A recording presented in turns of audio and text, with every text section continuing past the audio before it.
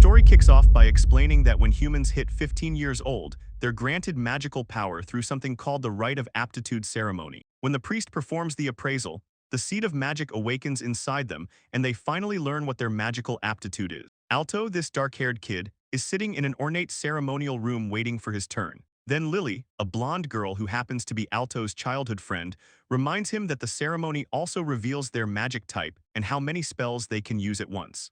Alto acknowledges this with a nod. The thing is, depending on how the ceremony goes, even a commoner can gain the status of a noble. It's that big of a deal. Lily adds that Alto's father actually rose from commoner all the way to marquis thanks to his magical aptitude, so there's definitely some pressure there.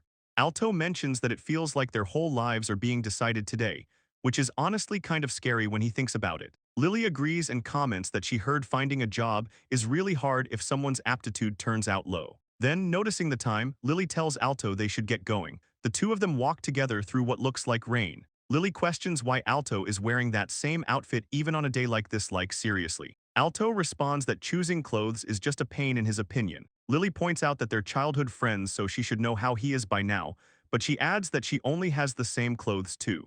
Still, she insists he could have at least dressed up for today, reminding him this is literally a once-in-a-lifetime ceremony. But Alto argues that clothes worn only once aren't cost-effective, classic Alto logic. Lily yells back that he's way too obsessed with cost performance. She reminds him that when a girl dresses up, he should at least compliment her. Alto questions whether she'd really feel happy being complimented on clothes anyway. Lily responds that normally someone would be happy about it. She explains that even if he's not interested, just a single word from him can make someone happy, and in his terms, she'd call that pretty cost-effective. Alto pauses for a second, then tells her it's beautiful. Lily reacts with surprise and happiness. Alto admits she was right. But then Lily's reaction becomes dramatically overblown with spiral eyes and exaggerated excitement. Alto just stands there awkwardly, realizing this isn't quite what he imagined. Meanwhile, Lily continues her over-the-top reaction while Alto looks increasingly uncomfortable. Lily observes that it looks like Alto has loosened up a bit now. Someone nearby notes that Alto, who's usually unshakable, actually seemed nervous for once.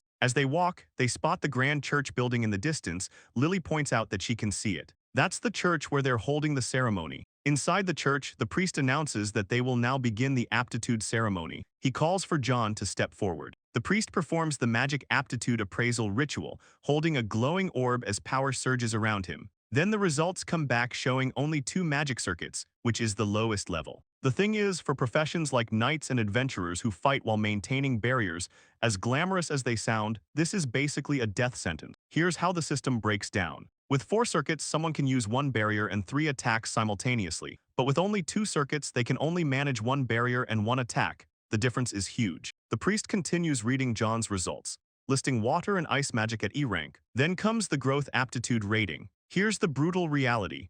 Growth aptitude F requires 10,000 experience points for a single level up. Hold up. Smash like and subscribe for more hidden manga gems. Now, I dare you to comment, I'm loving it. I bet most of you won't do it. Alright, let's continue. After 5 participants have finished the aptitude ritual, the ceremony continues. The next person called is Sasha, and someone observes that with those magic circuits and growth aptitude, becoming an adventurer would be difficult. Then Lily's name gets called next. She tells Alto that she's going now and approaches the ceremonial area. Lily walks forward nervously, hands clasped together as she climbs the stairs and approaches the ornate chair where the priest waits.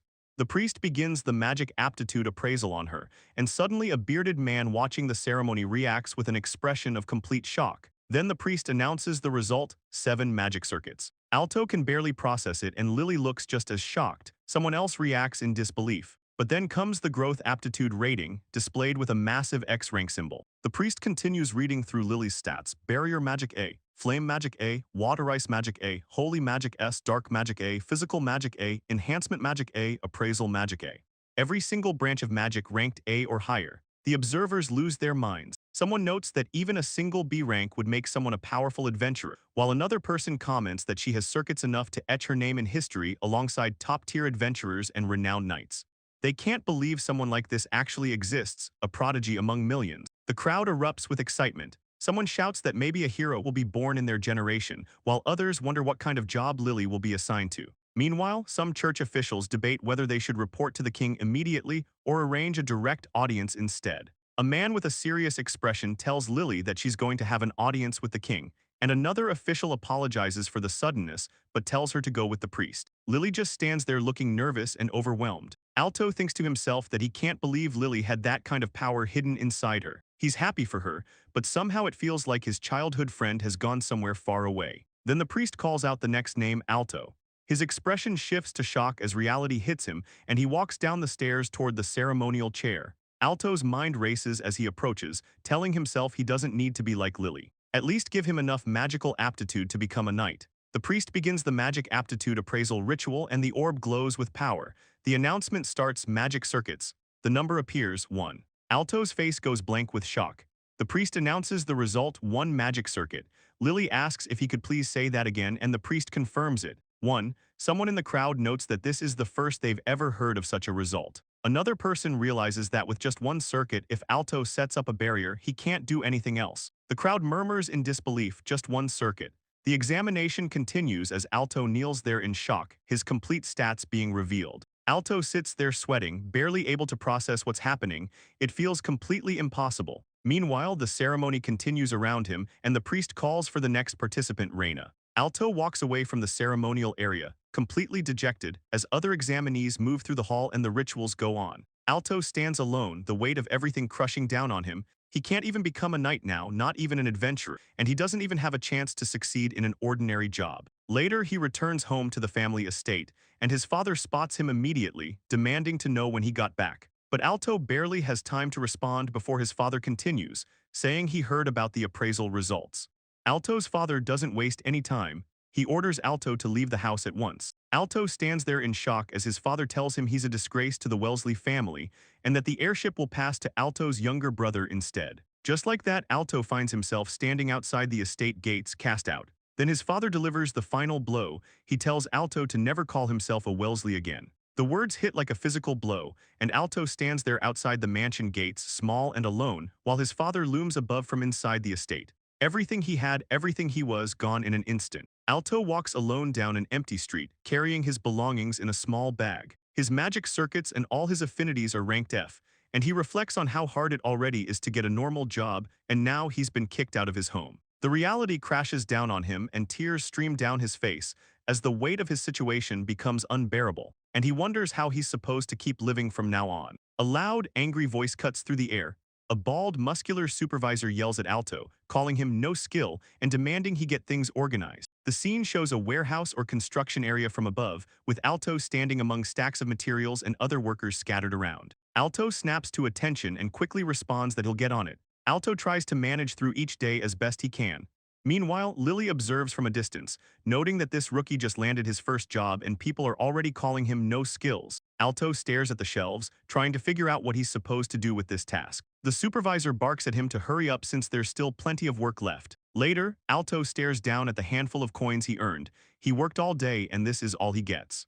Reality is grueling, low-wage labor where he's barely surviving each day. Then the work day winds down. A muscular coworker tells Alto good work but adds that he's not done yet. Alto had been thinking about going to bed early tonight, but the coworker reminds him that Alto was the one who said he'd do self-improvement. The boss stands nearby and confirms with a knowing smile that Alto did indeed say that. The unpaid overtime keeps piling on. Eventually, Alto collapses from exhaustion in the warehouse. He tries to stay positive, telling himself he should just be glad someone with no skills like him even got a job. But despite his exhaustion, Alto forces himself back up and continues working hard, organizing and cleaning with renewed determination showing on his face. Someone struggles with heavy lumber, grunting under the weight. Meanwhile, Alto works with his own load, thinking about how much easier this would be on both time and energy if he could use magic imagining being able to make the lumber float and move it around easily. The warehouse stretches out around them as the work continues. Later that night, Alto finally collapses from exhaustion.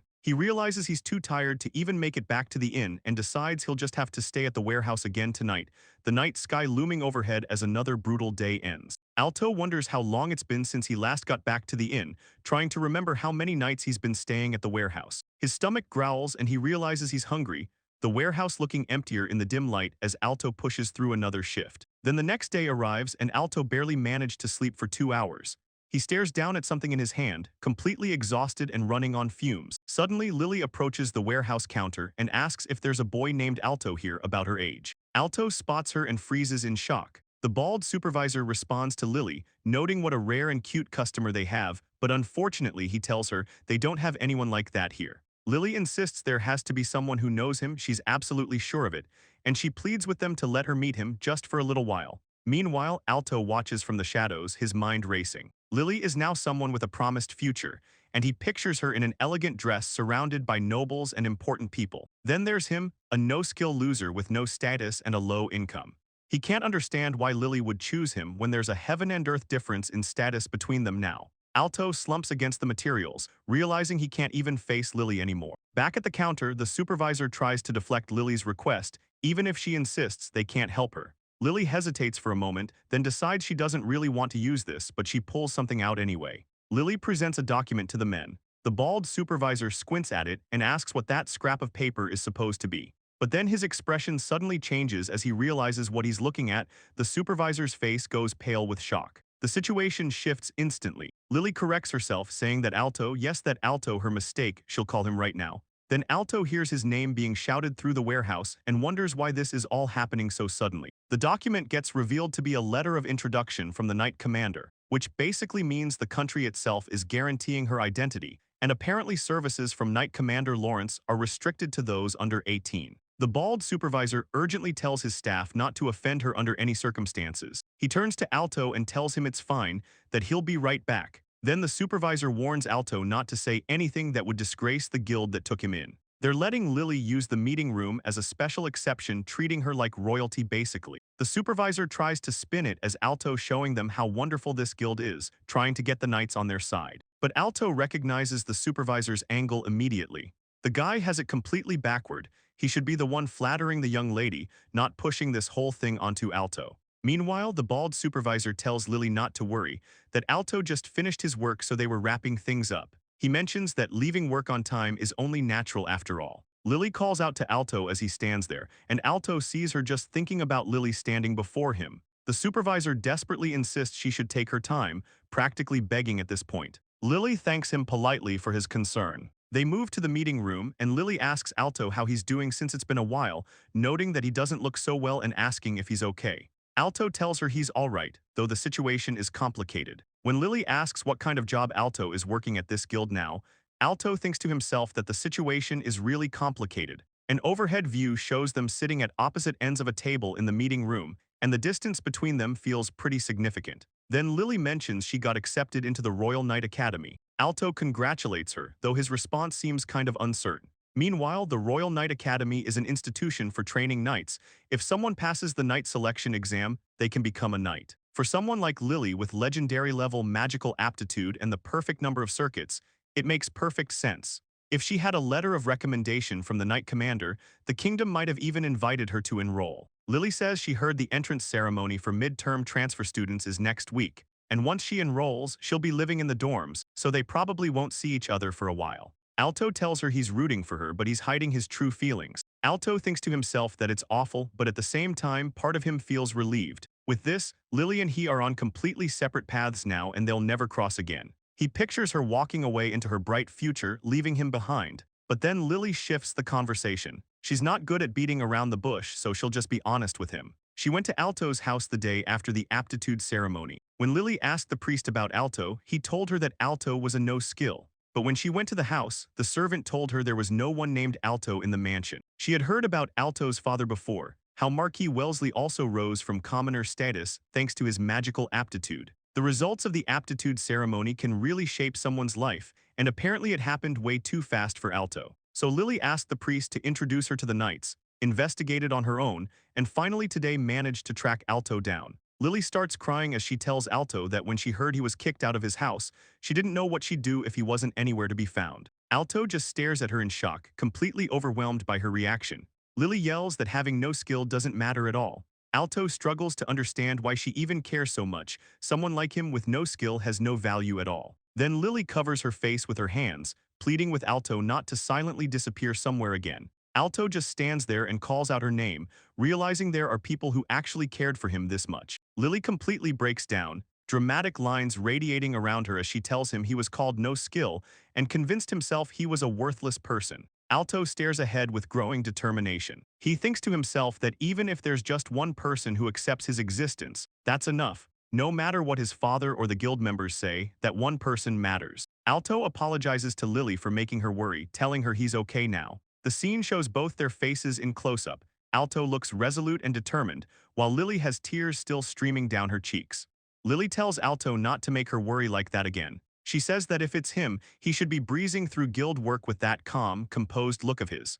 But Alto admits the work efficiency was really terrible for him. Lily smiles warmly and tells him the moment he gets better, he's already thinking about efficiency. She adds that she's glad his usual self is back. A few days later, Alto stands on a path and tells himself to give it a try. Since then, he's been working to make his daily tasks more efficient. The scene shows the supervisor yelling at him to clean at 10 o'clock and collect the tableware while Alto works with a clipboard. He started thinking about ways to improve and focused on developing his work performance. Alto reflects that he's still being made fun of in the guild, but it's not a big deal. Today he managed to shave some work time for a change. As a result, there are now days he can actually go home, and he's been able to secure enough sleep. Then Alto walks down a hallway, determined to practice his magic properly for Lily and for himself. A smaller figure trails behind him as he wonders if maybe it's because Lily talks with him every day. He guesses sometimes a person recovers more energy than from sleeping when reading manhwa. She comes all the way to the inn to see him. The supervisor approaches Alto and tells him that from now on, he's coming along with the adventure party as a helper. They're gathering a huge amount of materials, so they need the extra hands. Alto asks if that's really okay. But the supervisor just yells at Alto that even if he's got no skill, he at least needs to make sure he can use basic barrier magic. Alto responds with this super enthusiastic expression. Then Alto stares at something in front of him, realizing he's given up on magic so much that he hasn't even checked his status. Suddenly, he sees a status window displayed right before him and reacts with total surprise at finally seeing it. The status window shows all these game-like entries with information about calories, kai carving, color-produced content, and other stats. Everything going all the way back to rice noodles. Alto notes that it's only natural everything's at 1, since he's literally never used magic even once. Meanwhile, Alto realizes he needs to earn 10,000 experience points just to level up. The system explains that each time he uses a skill, he gains 1 experience point. But there are other ways to gain experience too, like defeating monsters and clearing dungeons for additional experience points. The comparison hits hard. For normal people, leveling up takes about 10 experience points, and as the level rises, the amount needed increases gradually. A normal person only needs to use a skill 100 times to level up. Level 2 requires 200 experience, level 3 needs 300, and level 4 takes 400. But in Alto's case, he has to use a skill 10,000 times just to reach level 2. Level 3 would need 30,000 experience, and level 4 requires a whopping 40,000. The difference between him and everyone else is literally 1 to 100. Alto reflects on the massive problem facing him. The huge amount of experience needed to level up means his magic growth suffers from a double whammy of penalties that can all be activated at once.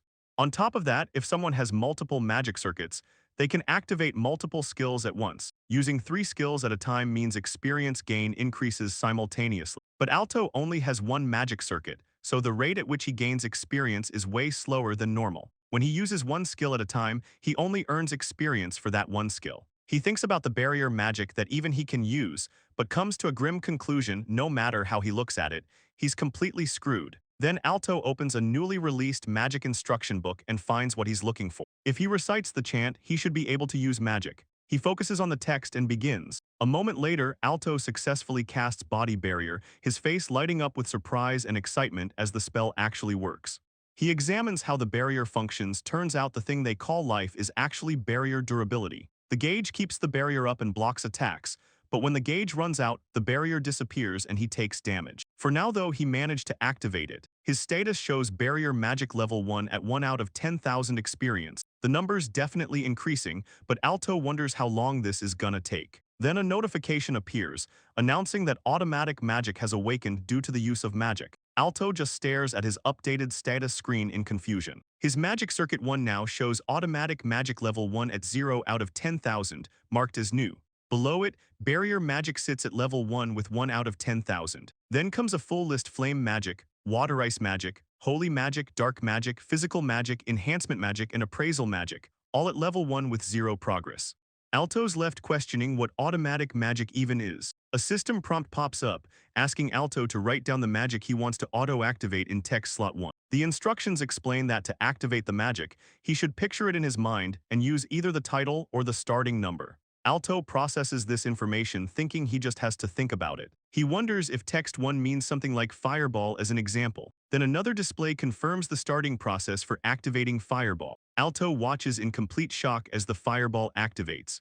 The skill triggered without any chanting, something he's never heard of before. The level 1 indicator appears as the system confirms the activation process, but then the display shows that he can register multiple skills in text slot 1 and use them consecutively. Suddenly, system notifications appear one after another, activating magic buff. Alto realizes the magics are triggering in the exact order he listed them. He notices something else odd though, his barrier hasn't disappeared yet. Looking at his status screen, Alto sees that automatic magic increased his experience points just by the number of activation. But the real breakthrough hits him when he understands what automatic magic actually does. It doesn't use any magic circuits at all. Instead, the automatic magic itself triggers the registered skills in their place. Alto's mind races as he considers the possibilities with this system.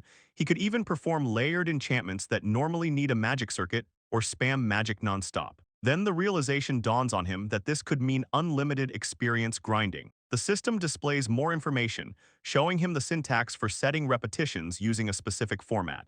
Alto wonders if he can specify even more repetitions from here, and his excitement builds as he realizes he can efficiently level up his magic, the same magic that once felt completely hopeless. Becoming a knight might still be difficult, but maybe he can become an adventurer instead. Lily asks Alto if that was a joke, but Alto responds that he'll try it once. He still finds it unbelievable, the idea of casting without a chant. The two of them sit on the stairs as Alto prepares to test his new ability. The system displays text confirming the magic buff activation. Suddenly, Lily exclaims that it really worked, clearly amazed. She can't believe Alto has such a unique skill. Alto admits he didn't know about it himself until today. He explains that a unique skill is a special type of magic that can't be classified into the 8 basic magic system. Examples include Sword Saint, a world-famous and powerful skill that dramatically improves sword technique and movement, and Clairvoyance, the ability to see anywhere while staying in place. Then Alto explains how his unique skill works differently from normal magic. Usually people need to chant each spell one by one to activate their skills, but in his case, the automatic magic activates skills without him doing anything at all. Lily gets excited about the implications. No one can beat Alto in activation speed with this ability, and with that kind of advantage, he can definitely become strong. But Alto points out it's not just about triggering spells continuously. He could apply the automatic activation by taking some other action during that time,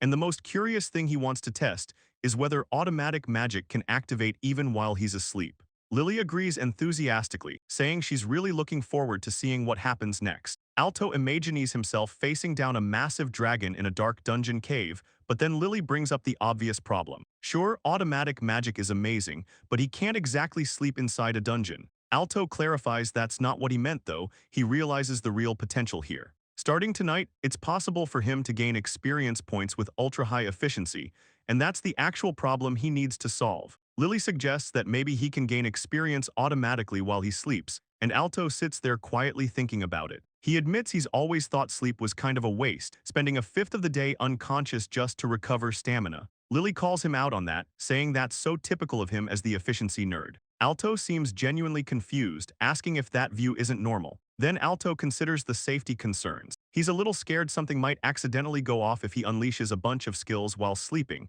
but then again, he could check the results by gradually increasing the number of activations each night. Lily points out that Alto's probably the first person in history to even try activating a skill while sleeping, but Alto counters that any other approach would just be inefficient. Lily's face goes completely blank at his response. Then Lily comes up with what she thinks is a great idea. She suggests staying over tonight to keep an eye on Alto. Alto says it's a good idea and agrees that if anything happens, she'll wake him. But then he reconsiders. He appreciates the suggestion, but wouldn't that be terribly inefficient for Lily herself? Though he admits it's more efficient for him personally. Suddenly, Lily flushes at the implications of what she just suggested. The scene notes that sharing a night under the same roof must be making even Alto feel something, given how rare it is for him to be at a loss for words. Meanwhile, Alto realizes what Lily's really after and says that's not exactly what he meant. Lily stands in the doorway looking completely flustered, trying to recover from her own suggestion. But Alto calls her out on it directly, asking if she's planning to ask for something in return. Lily realizes she's been caught and admits there might be something going on. Then Alto points out that 2 days from now is his day off. Lily confirms that's right and says she'll ask for one thing then. Meanwhile, there's apparently a guild appreciation party coming up once a year for assistants. But Alto mentions he can't join and isn't really interested anyway. So Lily brings up her request. Since tomorrow is the entrance ceremony for the Royal Knight Academy, she wants to get everything she needs and asks if Alto could go shopping with her. Alto acknowledges that he doesn't really like crowded places in town. Alto sits there thinking about the possibilities. If he uses automated magic, he can train in parallel while doing other things, so in that case, even shopping might not be such a bad idea. He reflects on how up until now he thought spending money on anything unnecessary or wasting time browsing stores was pointless. But maybe it would be good to take a look around town for the first time in a while. Lily thinks about how when she starts school, they won't be able to see each other for a while. She admits she can't help feeling a little lonely about that. Alto says he doesn't have much money to spare right now, but he'll tag along while Lily shops if she's okay with that. Lily responds that even if he did have money, she still can't imagine Alto being eager to go shopping. That night, Alto sleeps while Lily watches over him from nearby. She looks at his sleeping face and notes it hasn't changed since back then. Lily thinks about their shared history. She and Alto were born on the same day and have been together ever since. She remembers when they were kids and Alto decided to become a knight. She admits she also started dreaming of becoming a knight herself, like she was being pulled along with him. Lily continues watching Alto sleep, thinking about how she really thought they would always be together. But then reality sets in. In a class-based society, the gap between ranks only grows wider with time. When she heard the Royal Knight Academy was a boarding school, she couldn't give an immediate yes to enrolling. Looking at Alto's father and family in her mind, she realizes that this will inevitably be her final farewell to Alto. Lily reflects on her feelings. When she first found out about turning down enrollment, she was conflicted. But seeing such a lively Alto today changed something in her. She thinks about their shared dream of becoming knights together and wonders if it's still okay to hold on to that dream. His unique skill seems pretty strong, and his auto magic seems fine too. In her memory, she sees young Alto as she tells him she's going to become a knight. Morning rolls around and Alto wakes up to find Lily still asleep, so he decides to let her rest a bit longer. But as he sits there, a system notification pops up explaining that his sleep training test for the 5000 magic buff got suspended due to mana depletion, and it'll resume once his mana recovers. The message advises him to cancel processing next time to avoid this whole issue. Alto realizes the skill was actually working properly since Lily didn't wake him up, so he decides to cancel it for now. Then Alto gets excited realizing he can train even while asleep. He thinks about the drawback of running out of mana, but understands that mana naturally recovers like stamina if he just leaves it alone without activating any skills. The limitation just means he can't use any skills during recovery. Alto checks his status and sees his experience went up by 80 overnight. His auto magic is sitting at level 1 with 100% completion at 10,000, and his flowerless magic leveled up to Elvone with 803 out of 10,000 points. He accidentally wakes Lily while getting excited about the automatic magic progress, and Lily groggily asks what's going on. At work, the warehouse supervisor yells at Alto to work harder. Alto responds energetically while continuing his tasks. As he works, Alto reflects on his situation. Just because he awakened automatic magic doesn't mean he'll suddenly get stronger. He still needs way more experience points to level up than anyone else, and his skill power hasn't increased. The atmosphere at work and keeping his skill active all the time is starting to wear him out. Despite the harsh conditions, Alto finds a silver lining. He feels like he's getting stronger all the time, no matter when or where he is. Having something that makes it easy to keep working hard gives him the motivation he needs. Later on, Alto and Lily arrive in Minton for their shopping trip. Alto looks around and observes that it's actually quite a big city as they walk through the busy market streets together. After shopping for a while, Alto notices they've bought quite a lot and asks if they can even carry all this. But Lily demonstrates by using float magic to levitate their purchases, and someone nearby comments on her using magic to carry everything. Lily cheerfully suggests they head to the next store. Then Lily announces this is the last shop. Alto points out they already went to a clothing store earlier, but Lily admits that's true, she just wants the stuff from this particular store. Lily tells Alto it'll probably take a while, so why doesn't he go check out that training center over there? Alto accepts this is just how shopping goes with her. Alto asks what kind of facility that is. Lily responds by asking if he doesn't know about it. Turns out most people can't just train attack-type skills freely wherever they want. Lily explains there's this facility called a training center where anyone can fire off low-level skills. as much as they want without worrying about property damage or anything. Alto figures it must cost money though because nothing's ever free. But then Alto reacts in surprise when Lily drops the news. Since he's an employee there and the place is partnered with the guild, he doesn't need to pay a single coin. Alto tells Lily he'll head out to the training center right away. He enters the Minton Training Center, but the moment he steps inside, he's surprised by how crowded it is, like seriously packed. Someone nearby asks why it's so jammed today of all days. Apparently monsters have been appearing lately around the town of Minton, on mountain roads, and even in the mines, which is causing all the commotion and panic. Someone reflects that their guild's requests have gone up too, and they've been seriously short on hands to handle everything. Another person wonders out loud which task to take priority on. Then the realization hits. This is exactly why they called Alto in as a gopher in the first place. Alto decides to try out all his attack-type skills at the training center since he's already there. A few hours later, Lily finds Alto and calls out to him. She tells him she's done shopping and asks what he's been up to. Alto explains he just ran out of mana and was taking a break, figuring that's probably it for training today. Then Alto celebrates that they really got to use the facility for free. Lily tells him she told him so, but Alto gets all excited about the top performance with zero cost, calling it the best bang for the buck. Then he asks Lily about the luggage. Lily explains there was a traveling merchant who also does transport work, so she entrusted the luggage to them. She thanks Alto and Heiko for the day. Alto says he just tagged along and asks if she's really okay with that. Lily responds that it's fun to walk around and look at things together when shopping, though she notes that Alto has gotten pretty obsessed with cost performance. Lily mentions that starting tomorrow they won't be able to chat together like this for a while, then she trails off, saying there's also something else. Alto responds that she's right. He thinks to himself that what she does is really amazing. Meanwhile, Alto reflects internally that it's thanks to Lily always pulling him forward that he is who he is. If it weren't for Lily, he probably would have been all alone, and even now he might not be able to keep looking up. Then Lily tells Alto there's something she wants him to hear. She asks Alto if he remembers the day he told her about his dream. She recalls how back then she was crying over something small and he told her to cheer up.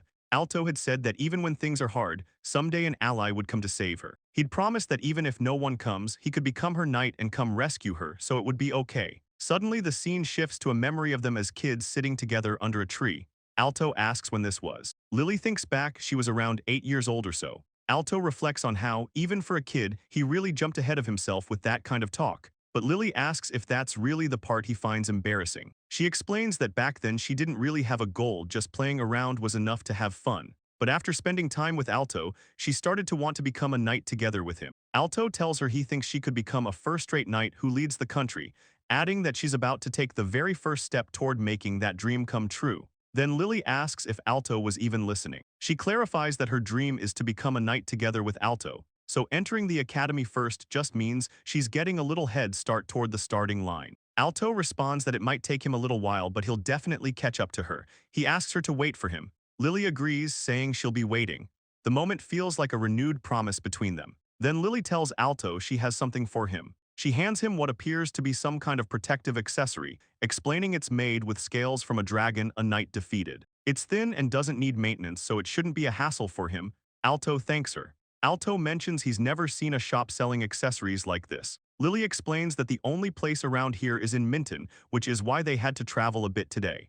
Alto realizes the whole shopping trip was carefully planned out. Lily tells him it really suits him and looks cool, confirming that she'd planned this all along. Alto thanks her somewhat awkwardly. Lily asks Alto if it feels nice to get complimented on his outfit, and Alto agrees that yeah, it does feel pretty good. Then the scene jumps forward half a year after the aptitude ceremony.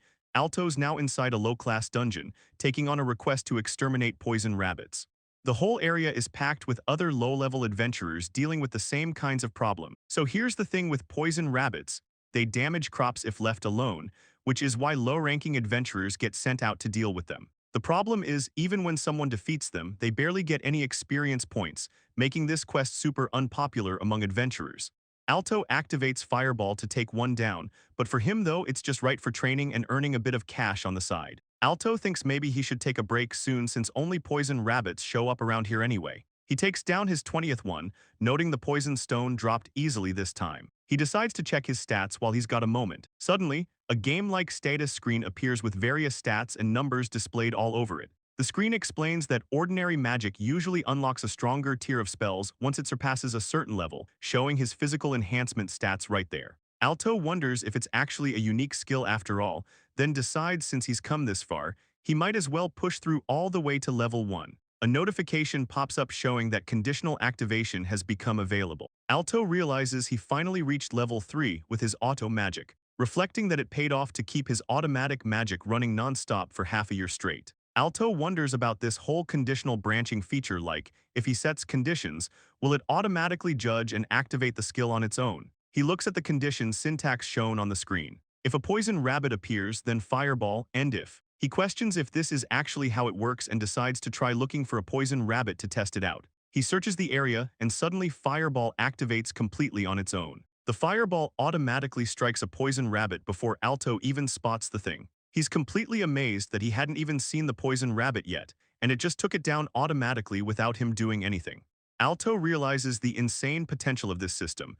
If the conditions are set beforehand, it'll activate magic on its own without his will being involved at all. Up until now, Alto could only keep continuously activating skills manually. Even when he accompanied adventurers as a porter, all he could do was keep firing buffs and never be of any direct help in battle. But from now on, if he sets it to shoot a fireball whenever a poison rabbit appears, he can hunt poison rabbits automatically even while he's asleep. This is truly the essence of automatic magic, and Alto realizes what an absolutely unfitting ability this is for someone like him. He decides to keep taking them down. Later, Alto arrives at a new location. This is the first time he's come here where they sell weapons directly other than his own. The narration explains there are broadly two types of guilds. One type accepts quests and solves them within their own guild, which is the kind Alto works for. The other type gathers requests widely and introduces jobs to other adventurers or parties, while also taking on some jobs themselves in their spare time. This is the kind of guild Alto took a job from this time.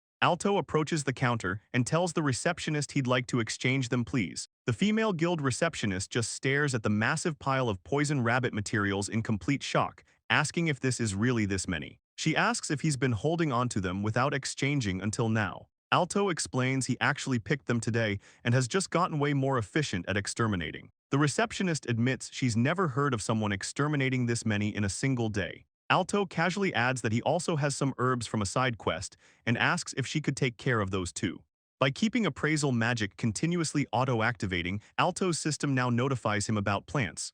On his right, there's a numbflower. There's anticoagulant grass over there. When he set it to notify him whenever it detects a herb, things got ridiculously efficient. The receptionist reacts in total disbelief, asking if he gathered herbs today too and this many at the same time. She examines the collection more closely and suddenly notices something. This is mere grass. The narration explains that unless it's a high-level appraisal spell, normally someone would have to appraise 10 times just to find this herb. No offense, but an adventurer at Alto's level couldn't possibly discover this herb. The receptionist confirms that assessment herself. Alto suggests that maybe it just happened to get mixed in with the other materials. The receptionist calls it a coincidence. 1 hour later, the receptionist hands Alto his payment, and someone watching comments in amazement that it's several days' worth of guild earnings in just one day. The receptionist suggests to Alto that maybe he should quit the guild and make gathering his main job instead. But Alto declines, saying gathering is fun and all, but he's got something he's aiming for, so he'll pass. Meanwhile, inside a low-class dungeon, an adventurer leader yells for everyone to head out.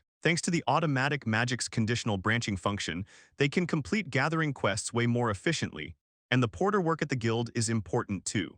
Alto begins his process, activating his magic skill buff as he and the others prepare for the dungeon run. Inside the dungeon, Alto realizes that even though he's just a porter, he still gains experience from clearing dungeons. The system explains that enhancement magic buffs last for a while once cast, so using multiple magic circuits to stack them on allies during quests earns more experience points than casting them on himself. Alto thinks about how anyone can earn experience alone, but accumulating it is way faster in a party. The experience efficiency is amazing. Suddenly, one of the adventurers yells that there's a lizardman ahead. An adventurer charges forward and unleashes Sapphire Lance at the lizardman. The attack connects with devastating force. Multiple strikes rain down on the creature as the party coordinates their assault, and someone praises the successful takedown. Another adventurer roars as he finishes off another enemy. One of them comments that the attack was about right, and another notes that Alto seems to be in a good mood today. But then the tone shifts. Someone barks at Alto to quit dawdling and hurry up to clean this mess up. They remind him that they're the ones nice enough to hire useless trash like him. Another voice tells him this is what he's here for, to move it and clean up. After the dungeon run, one of the adventurers mentions he's been feeling lighter lately. Another one chimes in, saying the quest went nice and easy too. Someone else says it feels good to finally relax now that they're back at the guild. Then the leader dismisses everyone for the day and tells them good work. He turns to Alto, calling him errand boy, and asks if he knows what to do. Alto confirms he does. The adventurer instructs him to get everything sorted by tomorrow, their stuff and all the other adventurers' items same as always. The adventurers start heading off, with one of them suggesting they go for a drink. But before leaving, someone reminds Alto that he has to carefully check each magic stone, since unless he looks at the appraisal results properly, he can't tell what kind of monster it came from. Alto responds that he already knows that. He tells himself to see what they've got today and gets to work. Alto surveys the massive pile of equipment and items from every adventurer who worked today. There's an overwhelming list of things to sort through. Irutrii Division, 4th Dance Shinobi Art, Osio Shin Nimia Ui Fierce Knight Weaving 4060-103 Production, 4th Misc. Medical, Offiv 110 Rise to the West Platform, Rice to the South Platform, and literally dozens more items filling the inventory. Alto thinks to himself that he's got automatic magic after all. Alto starts using the conditional branching feature he learned over the past 6 months to automate the whole sorting process. His system automatically categorizes commonly collected item types: hard ore goes north, magic solution stones go east, flame demon ore goes south, and miscellaneous items get appraised individually before going west. The fewer western ones he has to appraise individually, the better. He can split the process based on the appraisal results he gets and set it to repeat. Alto finishes the individual appraisals and looks at the massive pile of equipment and materials from every adventurer who worked today. Without his automatic magic system, this would seriously take a whole day. Now he just has to wait for the sorting to complete. Meanwhile, Alto decides to make the most of his wait time by efficiently gaining knowledge. He's in his organized warehouse workspace, surrounded by shelves, barrels, and neatly sorted materials. His current stats show Magic Circuit 1 with automatic magic at level 10,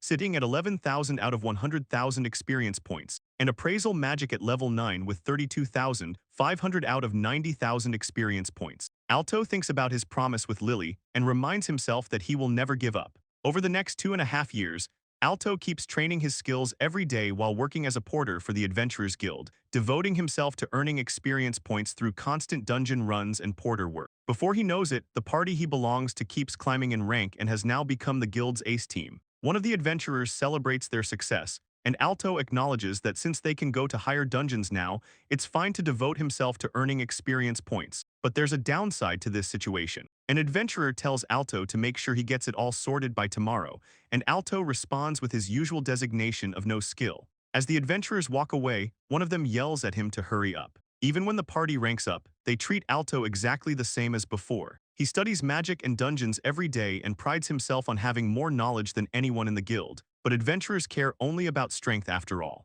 Alto stands alone in the hallway thinking that no one ever listens to what he has to say. Then Alto looks at the massive amount of work ahead of him and activates warehouse organization. There's so much to do today. This task alone would normally need at least 10 people. He's built up a lot of experience points over the years though, so many of his skills have grown to about the level of middling adventurers.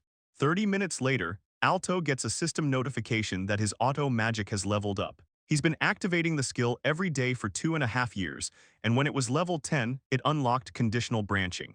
Now his auto magic has finally reached level 20 with 0 out of 10,000 experience points needed for the next level. Alto gets a system notification explaining the new multi-skill function. He can now use multi followed by a number of times, then the skill name, then end multi, up to 16 times. Since he's reached level 20, simultaneous activation is now possible. Alto looks at the explanation trying to understand, because until now he couldn't activate multiple skills at exactly the same time. He processes what simultaneous activation at the same time actually means. The system confirms that since he's reached level 20, simultaneous activation is now possible. Suddenly, Alto realizes the implications. This could mean it's possible to stack and fire off attack magic all at once. Alto decides to try it out right away and heads to the training ground behind the guild. He stands in the open area, activates simultaneous activation, and for now sets it to 16 simultaneous activation. The system displays multi-16 fireball end multi, then suddenly, a massive explosion erupts in the training ground, creating a huge blast crater.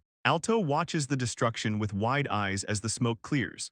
The explosion was powerful enough that a whole person could fit inside the crater it left, and Alto is completely amazed by the result. His lame attack magic, when multiplied by 16, now has power on par with a high-level adventurer. And if he cast an enhancement spell on top of that, the power would be even greater. Thanks to using his skill continuously for 24 hours over these years, his mana capacity is above average, so this technique really pays off. He looks at his system interface showing the multi-16 fireball configuration and prepares to activate simultaneous activation again. Multiple massive explosions tear through the training ground as Alto continues testing his newfound power. The blasts create enormous craters and send debris flying everywhere. The destruction is far beyond anything a basic spell should be capable of producing. Alto stares at the devastation with intense focus. The power is insane, as powerful as a dragon breath, and he can barely contain his excitement as the reality sinks in. With this kind of power, he could become an adventurer, or maybe even get into the Knight Academy. The possibility of finally proving himself is within reach. The next day, the adventurer party that Alto belongs to assembles together. Their leader, a blonde, spiky-haired guy named Irasolido, addresses the group and thanks everyone for gathering. He explains that this morning he was personally summoned by the guildmaster. Over the past 2 years, their guild has been achieving more and more feats, expanding in size like never before. Alto stands there observing the unusually cheerful leader, wondering what's gotten into him since he's usually in such a bad mood. The fact that he's expressing gratitude is completely out of character. Irasolido puts Alto on the spot, asking what the guild should do in times like these, demanding an answer from the no-skill. Alto hesitantly suggests keeping members' morale up through rewards and such, but Irasolido just sighs at the response. Then another party member chimes in, suggesting they should recruit even more capable members instead. Someone else immediately dismisses that idea though, saying that kind of optimistic thinking is exactly why Alto is still just a porter. Irasolido grins and explains the guildmaster said now is the time to stay sharp. The guild wants to make waves that are known throughout the organization. Meanwhile, small creatures discuss how they're too weak, and as the guild gets bigger, more incompetents slip in. But incompetents can't survive in this guild. Suddenly, Irasolido makes his announcement. By the captain's authority, one person from each squad will be chosen and made to leave both their party and the guild, no exceptions. They've decided to carry out a restructuring. With that said, the party members gather in the guild hall. Alto processes what he just heard, but then Irasolido approaches with the rest of the party behind him and delivers the blow. Alto is fired as of today. The words hit Alto like a physical impact. Irasolido makes it clear that dismissing the useless ones was the guild master's order. He demands to know if Alto really thought he could stay in an S-rank party without any skills. Alto tries to defend himself, saying he may not have skills but his magic level hasn't been improving lately. Irasolido cuts him off and tells him to shut up. Alto protests that he's been working as an adventurer for 3 years and he's only about beginner level. Alto points out he may be low tier but he still contributes. But Irasolido throws Alto's own words back at him, asking if he didn't just say it himself. Didn't Alto remind him they need to keep morale up to make the guild grow? Irasolido explodes, saying useless trash like Alto drags down the morale of everyone else and orders him to get out right now. Alto runs from the guild building as Irasolido watches from the entrance. Then a hooded party member speaks up, mentioning that Alto also handled chores for other parties.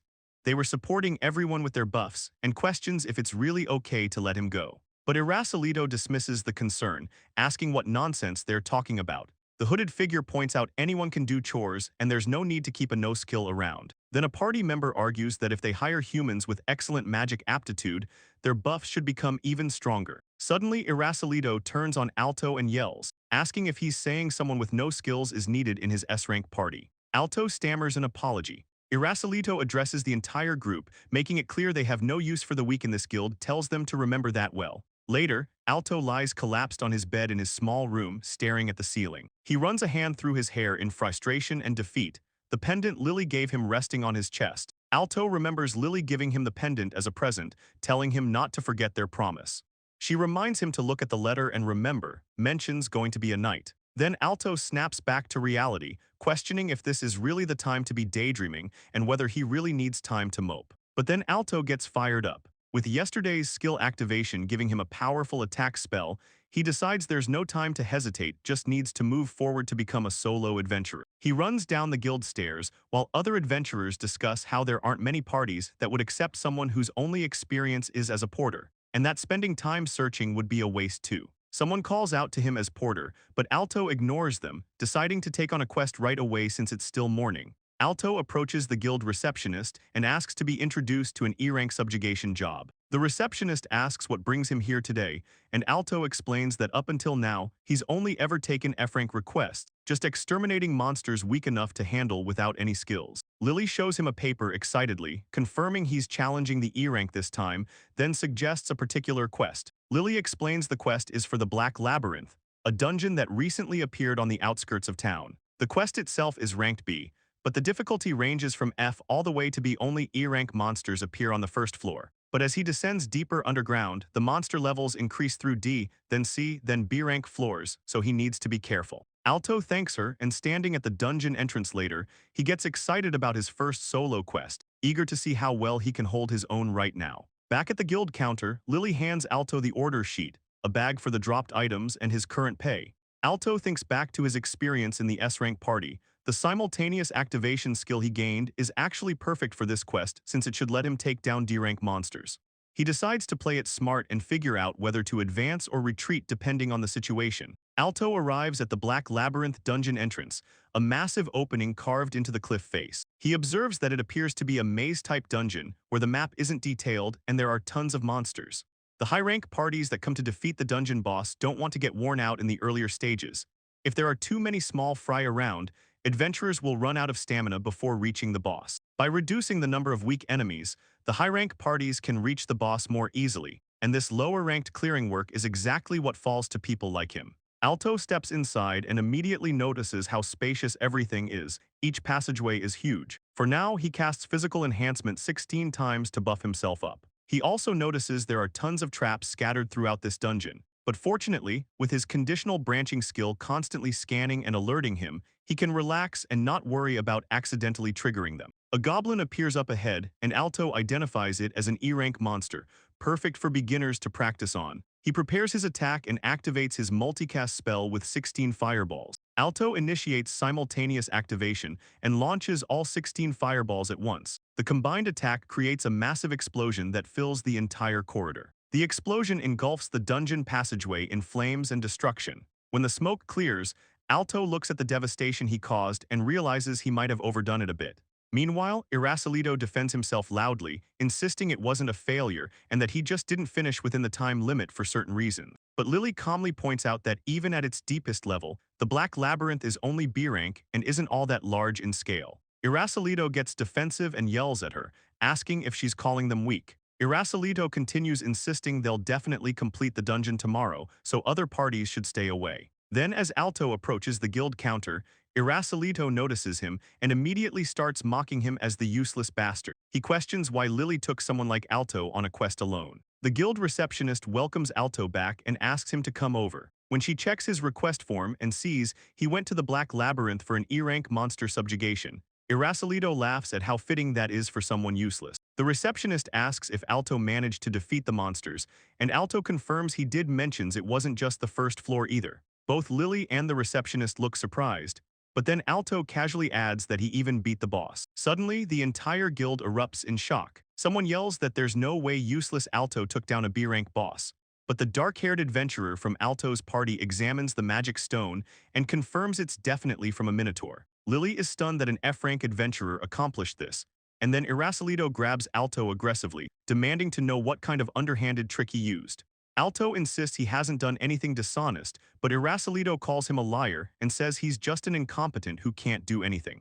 Lily tries to intervene, yelling at them to stop, and security staff step in, telling Irascileto they're going to have to ask him to leave. Irascileto protests that he needs to expose Alto's wrongdoing. As Irascileto is being escorted out, he makes excuses about how his strength is off because he was just fighting. Someone tells him they'll listen to his complaints outside, and back at the counter, Alto thanks Lily. She congratulates him once again on defeating the boss, then explains that since he met the required conditions, the guild will issue him a D-rank license. Alto examines his new D-rank license, realizing this means he can take on B-rank jobs right from the start. He thinks to himself that he actually has power on par with A-rank, but then Lily chimes in from behind, mentioning there are regulations about that, though she thinks he'll qualify soon enough. Later, Alto sits down with Lily at a table and thanks her sincerely. The thing is, Alto just realized something huge. He defeated that boss with his own strength, slowly but surely, and for the first time in his life, someone actually acknowledged his abilities. He's finally feeling like he's getting closer to becoming a real knight.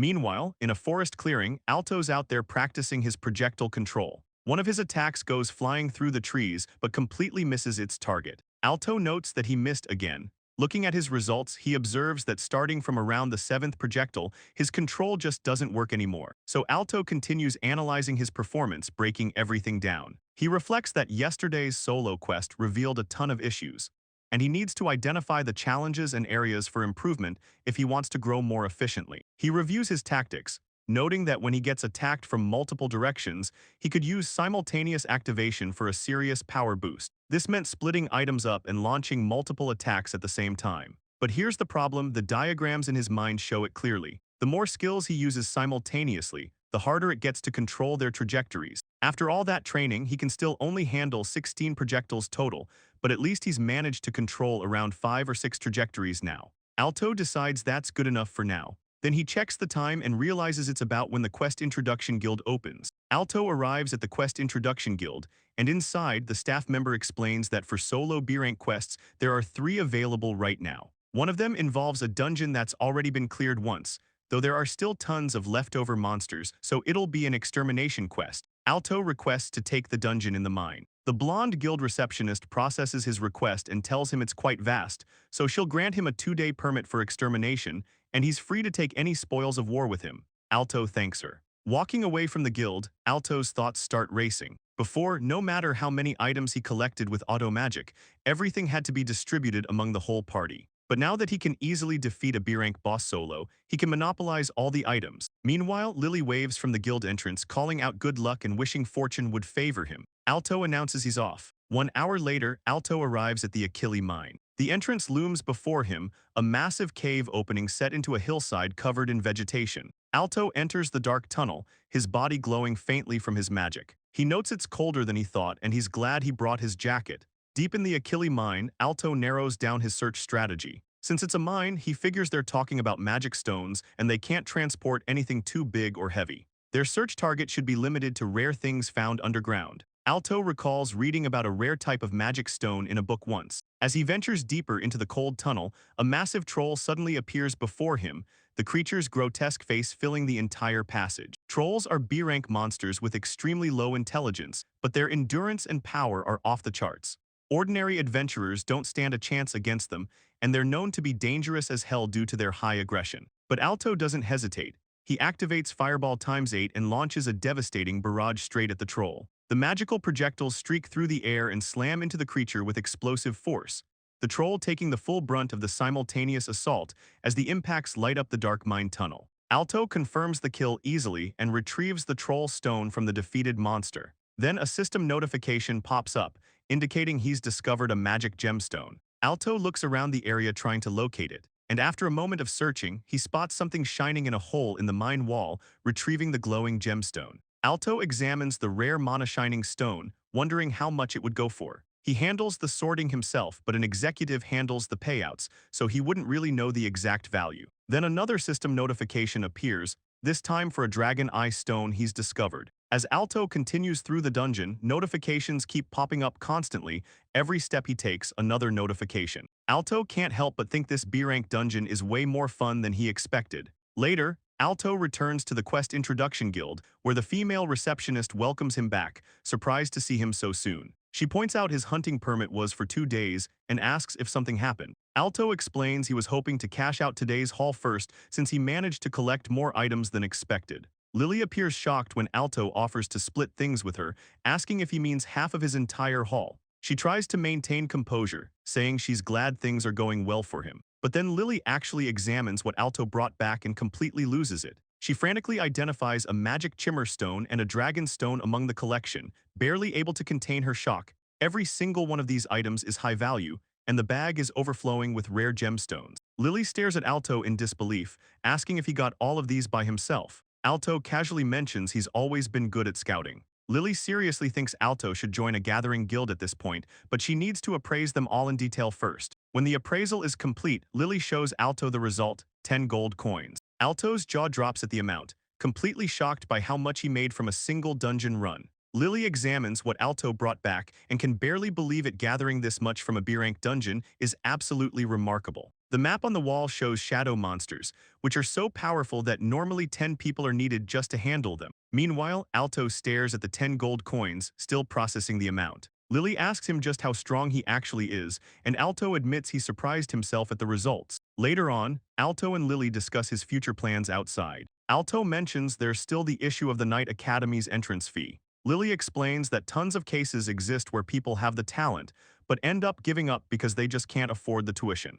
Alto notes that as long as he can eat, anything's fine windows are just a waste anyway. He's never been the type to desire more than necessary or earn much, but things are different now. Then the warehouse supervisor makes it pretty clear he doesn't have that kind of money to help Alto with tuition. Alto sits there thinking about how he was planning to save up over time through collection quests. The Knight Academy students are shown mostly from noble families. Special students like Alto are the exception, with 80% of those in the Knight Academy coming from noble families.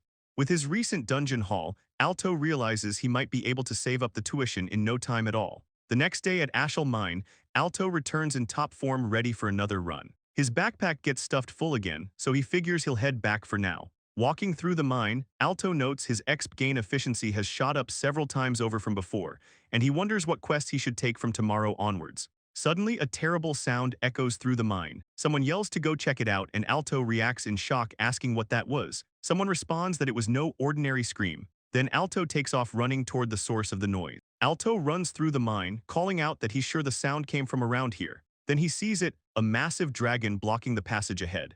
Alto spots someone trapped under the dragon and realizes they're in immediate danger. He activates physical buff times 16 without hesitation, charges forward, and slams into the dragon with enhanced strength. The creature screams as the blow connects. Alto keeps fighting the dragon with everything he's got when suddenly someone in the mine yells out, asking why the hell there's a dragon in a place like this. The massive creature dominates the passage, its scaled body filling the tunnel as Alto continues his assault. A blonde woman with a ribbon in her hair kneels beside the injured person, tears streaming down her face as she asks if he's alive. Alto appears and asks if they're okay. The woman just stammers, clearly shaken by everything going down. Alto checks on the unconscious man and identifies him as Mike, then tells the woman that if she can run away with Mike, she needs to do it now. Someone calls out Mike's name in alarm. Meanwhile, Alto says he'll try to do something about the dragon. Alto decides to draw the dragon's attention away from the two civilians. Someone yells to get the dragon away from them. Then Alto charges toward the creature, taunting it loudly and calling it a big oaf, declaring himself as the dragon's opponent now. But the dragon begins preparing something devastating. Alto recognizes it as dragon breath and his face shows alarm. He realizes they're still too far from safety. The dragon unleashes the attack with a massive explosion of energy filling the entire mine passage. The dragon breath slams into the mine with incredible force. Alto notes that dragon breath packs a serious punch, but the real danger is the heat wave that spreads on contact. The destructive energy radiates outward from the point of impact, throwing people and debris everywhere. Someone realizes that at this rate, the people from before are gonna die. Alto activates physical buff times 16 again, stacking his enhancement as he launches himself through the air with enhanced speed. Then the attack, or the dragon's counterattack, sends Alto crashing down hard. Alto keeps drawing the dragon's attention, yelling at it to come after him instead. The dragon's breath explodes through the mine tunnel with devastating force, but Alto realizes something. Being in the air might actually help disperse the heat wave. He figures the heat wave only hits him when he's airborne, but if everyone gets blasted by that heat on the ground, the casualties would be way worse. Taking it up in the air is definitely better than letting it spread along the ground where everyone else is. Then Alto unleashes his counterattack. He activates Ice Needle times 16 in continuous activation mode, and suddenly a massive barrage of ice projectiles launches toward the dragon, filling the entire air with frozen spears. The ice needles collide with the dragon breath in a massive explosion. Someone down below realizes an explosion just went off, and the blonde woman cries out in alarm at the impact. The collision creates this powerful shockwave, with ice formations spreading outward in a circular pattern. Alto shouts in triumph that he actually managed to cancel out the dragon's breath attack. He tells the dragon to take his next move and activates Ice Wall times 16 in succession. Massive walls of ice start forming between him and the dragon, creating a protective barrier while the creature's still obscured by all the smoke and debris. Someone notices a wall of ice has just appeared. Meanwhile, the blonde woman, still protecting the unconscious Mike, realizes something. She wonders if this magic is also his doing, but then it clicks for her that the dragon breath no longer has any heat wave effect. The ice wall stands tall in the mine, shielding them from the dragon's position.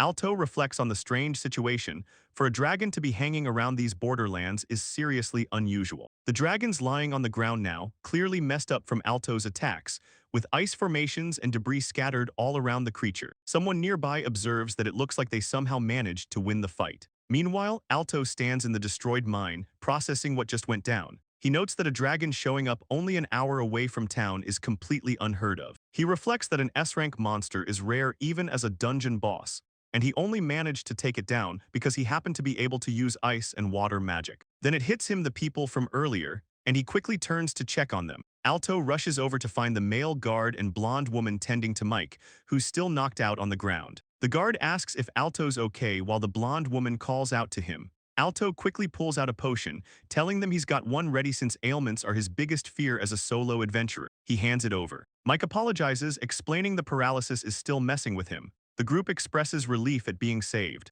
The blonde woman smiles warmly at Alto, thanking him like crazy. She admits that for a moment there she didn't know what was gonna happen.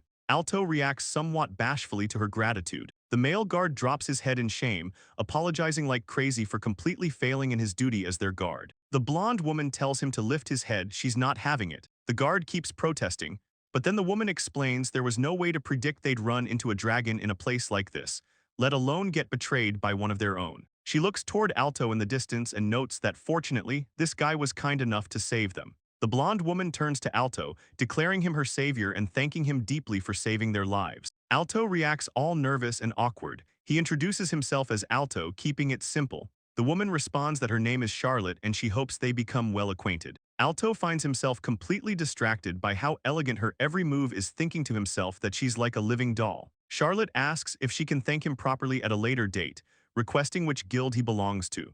But before Alto can fully respond, Charlotte apologizes and explains they've got to hurry back to town immediately. Charlotte asks Alto to tell her the name of the guild he usually uses. Alto protests that she doesn't need to thank him since he's just some lowly freelance adventurer, but he reveals it's a quest referral guild called White Lancers. The male guard confirms he knows that place and suggests they get out of the area immediately. The group prepares to take off. The guard apologizes for all the trouble and excuses himself. Meanwhile, Charlotte promises Alto she'll definitely pay him back for this, thanking him again with that warm smile. Alto just watches them leave, wondering what the hell that was all about. A few days later at the White Lancers Guild, the warehouse supervisor shoves Alto aggressively, yelling at him to move it, and Alto nearly stumbles from the force. The supervisor goes off on a rant about whose fault it is that he's stuck organizing the warehouse, claiming all the work Alto used to do hit them at once when he left due to the labor shortage. The supervisor keeps yelling that just looking at Alto pisses him off. Meanwhile, back at the White Lancers Guild, Irasolito walks up and asks what the hardest quest they have right now is. The guild staff suggests maybe clearing a B-rank dungeon, but Irasolito immediately shuts it down, saying that's not good enough and they need a major achievement right now. He demands to know if there are any A-rank quests available. Thing is, Irasolito's party has been struggling lately. They've failed quests several days in a row and the guild master's trust in them has completely plummeted. The guild staff tells him they don't have any A-rank quests at the moment, which just frustrates Irasolito even more. He calls them useless and threatens to look for work elsewhere. Then suddenly, a royal official with glasses and formal attire enters the guild with a group. Someone comments about him having a lot of nerve considering the recent failures, while the guild receptionist welcomes them in. The official announces he's come to request a mission from a certain man.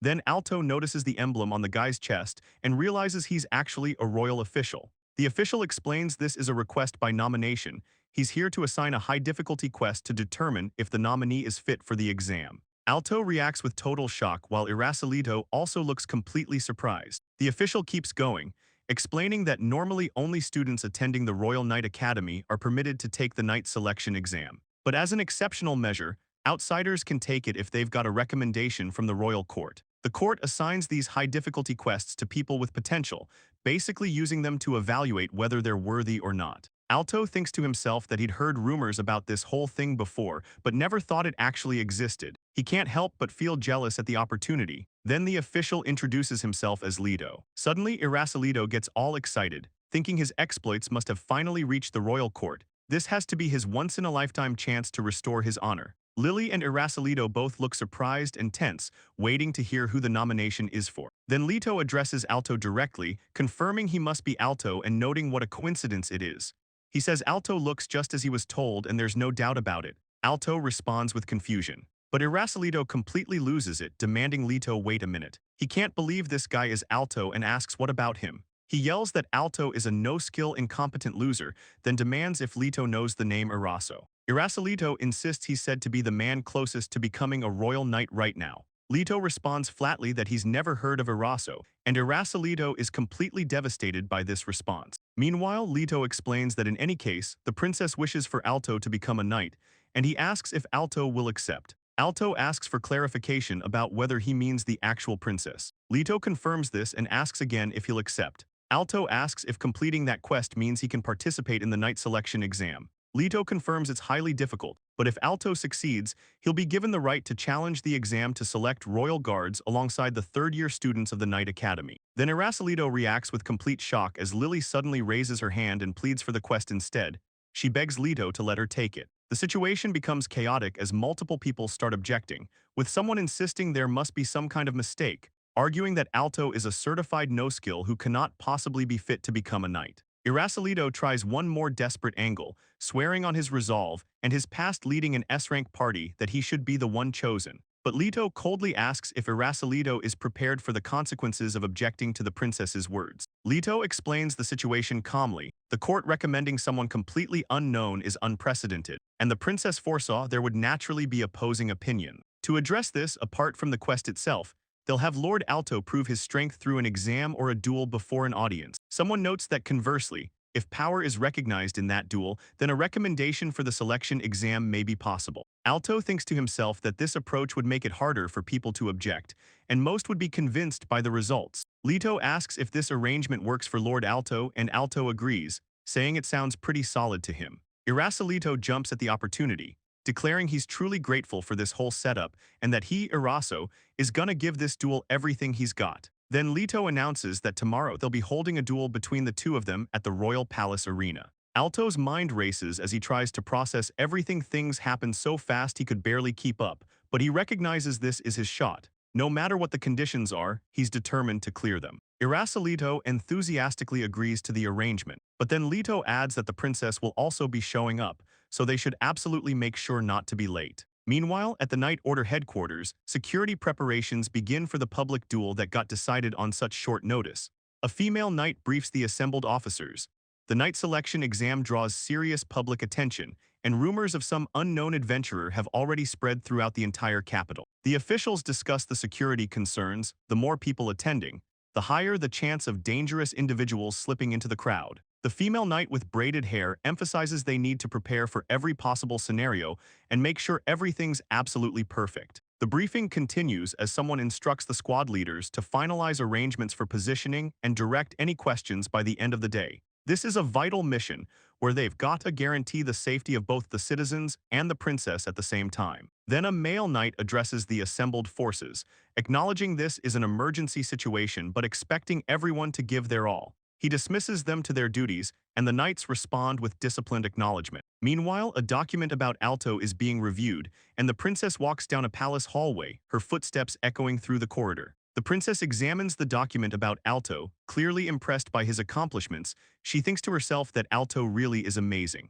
But this realization also brings a sense of inadequacy. She'd thought she had already reached the starting line, but at her current level, she doesn't have the power to take down an A-rank monster alone. She looks at the document with growing determination, resolving that she's gotta get much stronger too so that she can stand by his side. The Royal Palace Arena is absolutely packed, spectators filling every single section of the stands, and the crowds roaring with anticipation and excitement. Then the announcer addresses the audience, thanking everyone for waiting and declaring that it's finally time for the main event. He announces they'll now introduce the knight selection exam nominees and their opponents. The announcement continues as the announcer begins with information on the recommended participant, Alto. Meanwhile, in the waiting room, Alto's sitting on a bench while Leto stands nearby. Leto tells Alto he's looking forward to seeing his true strength today, but Alto responds with visible nervousness written all over his face. Alto's mind is racing as the pressure builds. He realizes his entire life is about to change drastically depending on the outcome of this duel. He reminds himself this is different from normal battle since he can just show the results of his training. The tension mounts as Alto starts getting nervous, but then his determination solidifies. He knows he absolutely cannot lose. On the stairs leading to the arena, Irasolito encounters Alto. Irasolito mocks him, saying he thought Alto would run away in fear, but surprisingly the guy actually showed up. He condescendingly praises Alto for at least having that much courage. The guildmaster and other party members are present nearby. Someone mentions that if Alto wins against Irasolito, he'll earn the right to take the quest required for the knight selection exam. Irasolito declares confidently to the guildmaster that he'll become a knight and bring honor to their guild's reputation, and the guildmaster says he's counting on Irasolito. Then one of Irasolito's party members notices Alto and recognizes him as the no-skill they laid off from the guild. Another party member questions if it's too easy when all they have to do is beat this guy. Irasolito's party member declares it'll be an instant kill, and Irasolito agrees completely with a confident grin.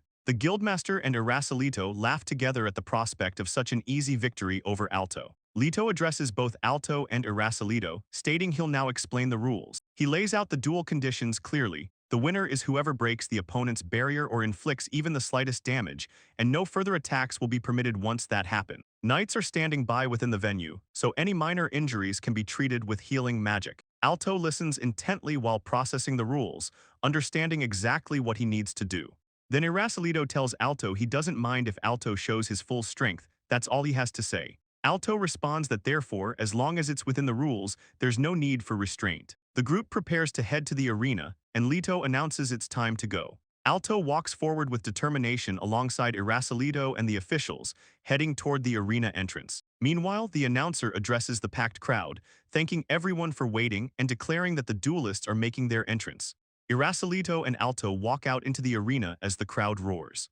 The announcer formally declares they'll now commence the public duel regarding the court recommendation for the knight selection exam and the formal objection against it. The two opponents face each other in the center of the massive arena. The referee, a knight named Butts, stands between them in the center of the arena. He introduces himself as the knight serving as referee and asks if they understand the rules. Both Alto and Irasolito confirm they understand. Irasolito confidently declares he'll take Alto down in one hit and announces he's starting. Butts gives the signal and announces the duel has begun. Irasolito immediately charges forward, going straight for a high-level skill. He casts Dragon Breath, unleashing a massive magical attack. Alto recognizes the technique, but notes he just got finished experiencing a real dragon breath back in the mine. As Irasolito's spell rushes toward him, Alto activates Fireball as his counter. Irasolito mocks him for using such a low-level skill, laughing that there's no way Alto can beat him with something like that. The spells collide right in the middle of the arena, and spectators immediately react with shock at the size of Alto's fireball. Like,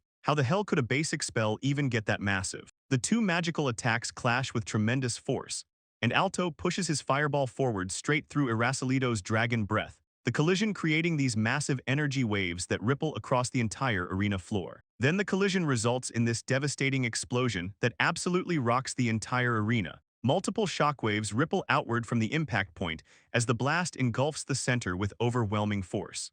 Meanwhile, as the explosion continues, someone in the crowd reacts in complete shock at what's unfolding before them. Irasolito screams that it's impossible, but Alto's fireball completely overwhelms his dragon breath, creating a massive explosion that rocks the entire arena. The blast engulfs Irasolito while Alto just stands there unharmed on the opposite side. Someone in the crowd screams in shock at what just went down. The dust finally settles, and Irasolito is down on the ground, completely defeated. The crowd erupts in absolute shock and disbelief. Nobody can believe what they're seeing. The referee raises his hand and announces the winner is Alto, and spectators can barely process what they just witnessed as Alto stands victorious in the center of the arena. Irasolito sits there in stunned defeat, asking himself how he could have possibly lost to that incompetent no-skill bastard. Then an official approaches Alto and tells him his power is just as the rumors say, that he's truly worthy of being a knight. Alto thanks him for that. Meanwhile below, Charlotte suddenly recognizes Alto's voice as the person who saved her in the mine the other day,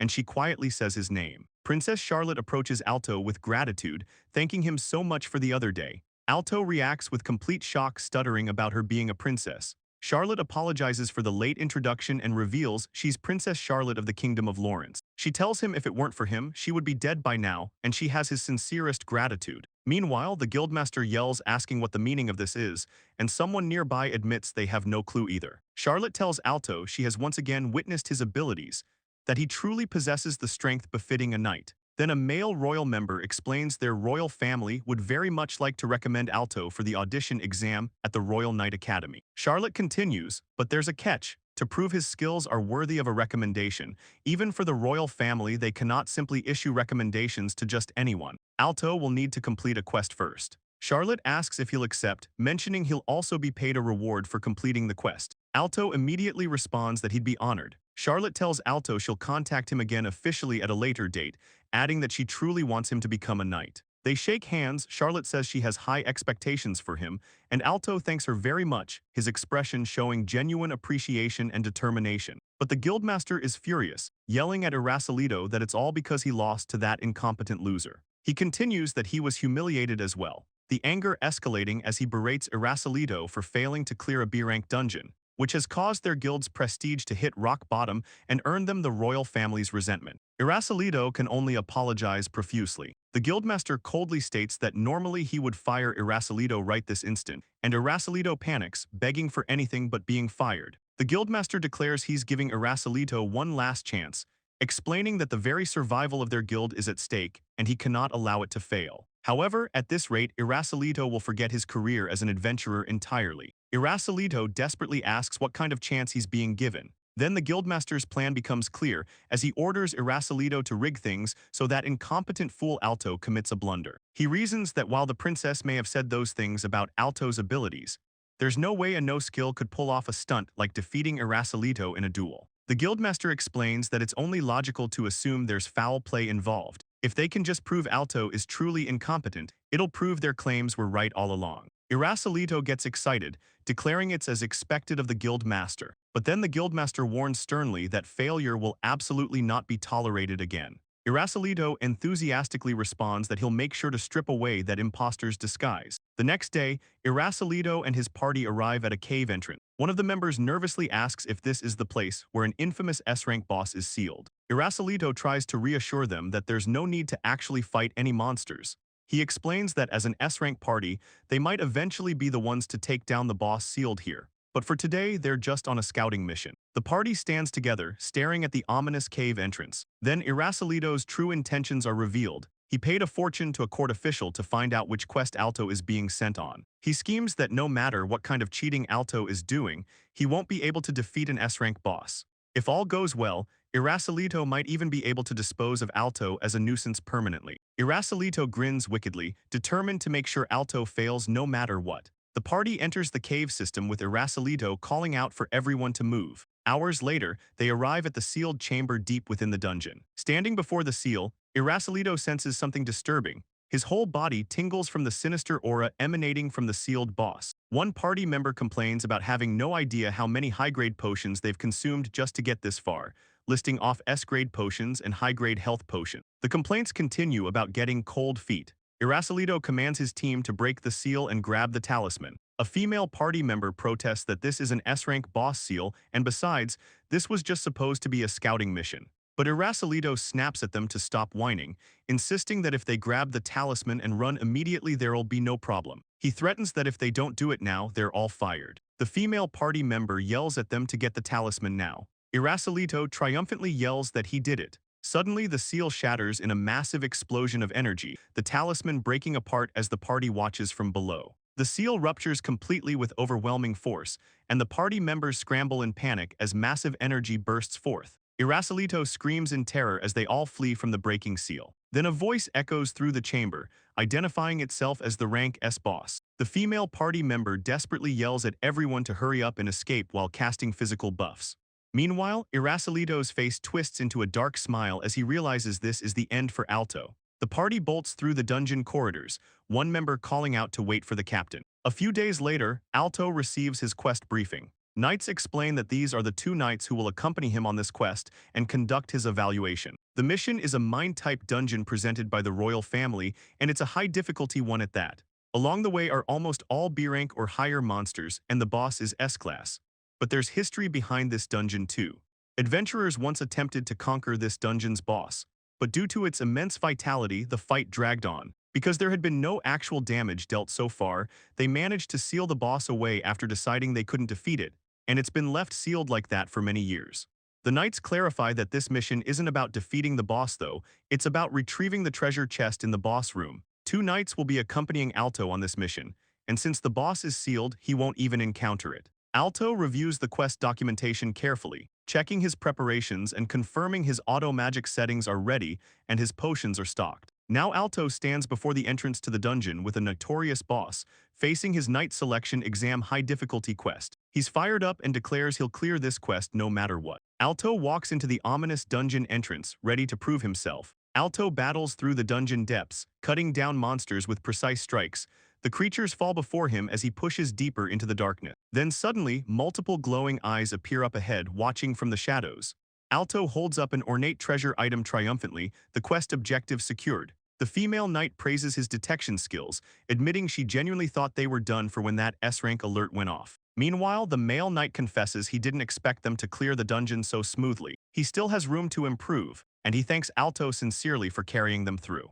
The group decides to head back, successfully completing the high-difficulty quest. They return to town, emerging from the dungeon entrance. Alto sits down on some steps, relieved they succeeded without any issues, especially since it was a quest assigned by the royal family themselves. One of the knights admits he's completely exhausted, while the two knights stretch and celebrate together, acknowledging Alto's power and expressing how happy they are about clearing the quest as a team. Alto's mind drifts to his childhood friend Lily. She's heading to the starting line a step ahead of him, already first in her class at the Royal Knights Academy. She must have honed her skills by sparring with high-level companions there, and she even earned the right to challenge the Academy's selection exam. Meanwhile, Alto has been grinding experience points for 3 years straight since being branded with no skills and no magic aptitude, literally gaining experience even while sleeping. Alto reflects that it looks like he might finally catch up to Lily if only he can pass the selection exam. He sits there in meditation, thinking about how despite being despised for being skillless, he can still become a knight.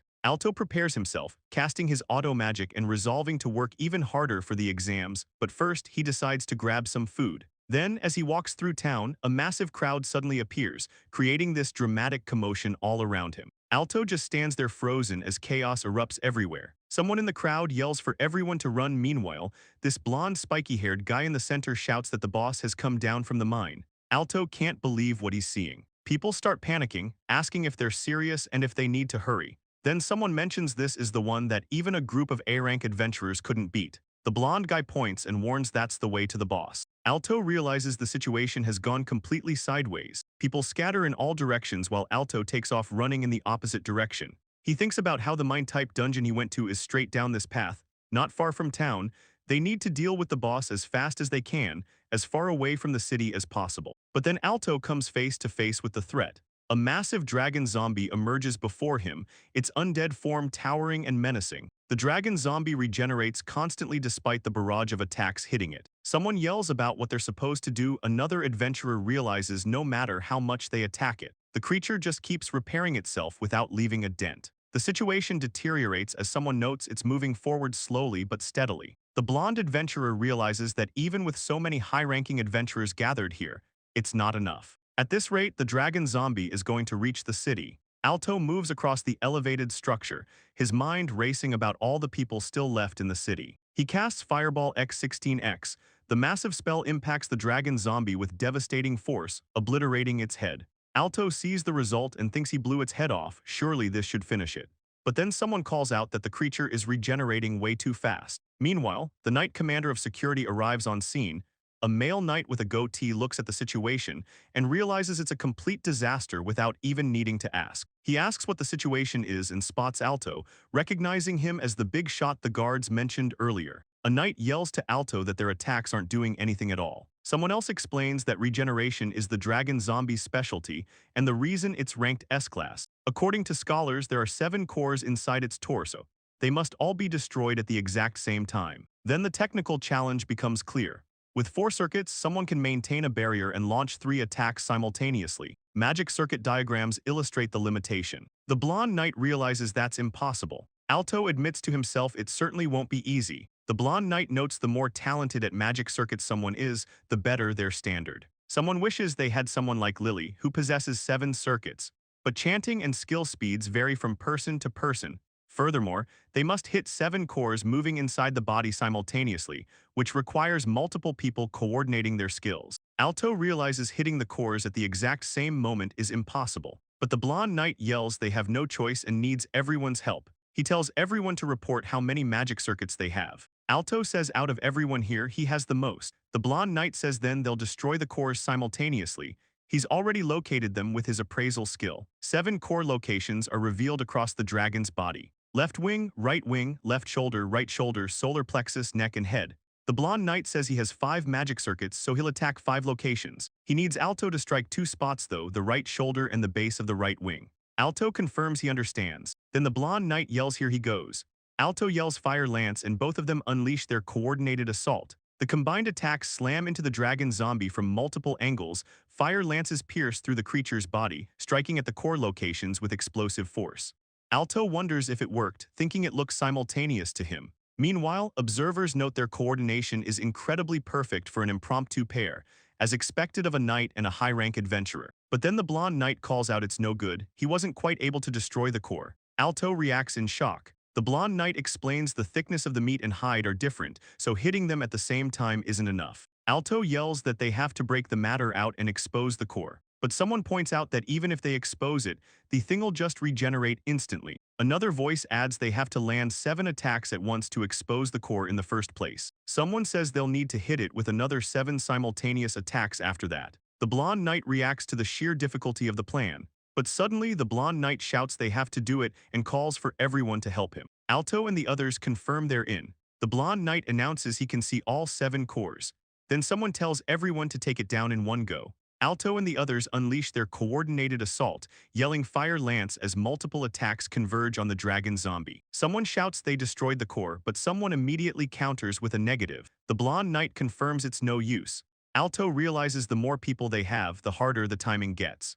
Alto says he'll keep going as many times as it takes, and the blonde knight confirms he's with him. Exhausted fighters near the city entrance are barely holding on.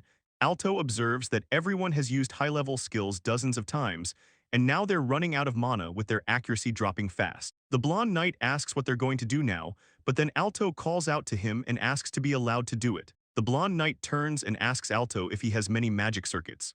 Alto admits he only has 1 magic circuit, just 1. The blonde knight reacts strongly, saying then they have nothing to talk about. But Alto insists he can fire 7 skills simultaneously and asks for just 1 chance to prove it. The blonde knight looks at Alto skeptically, thinking to himself that a no skill with only a single magic circuit couldn't possibly be of any use.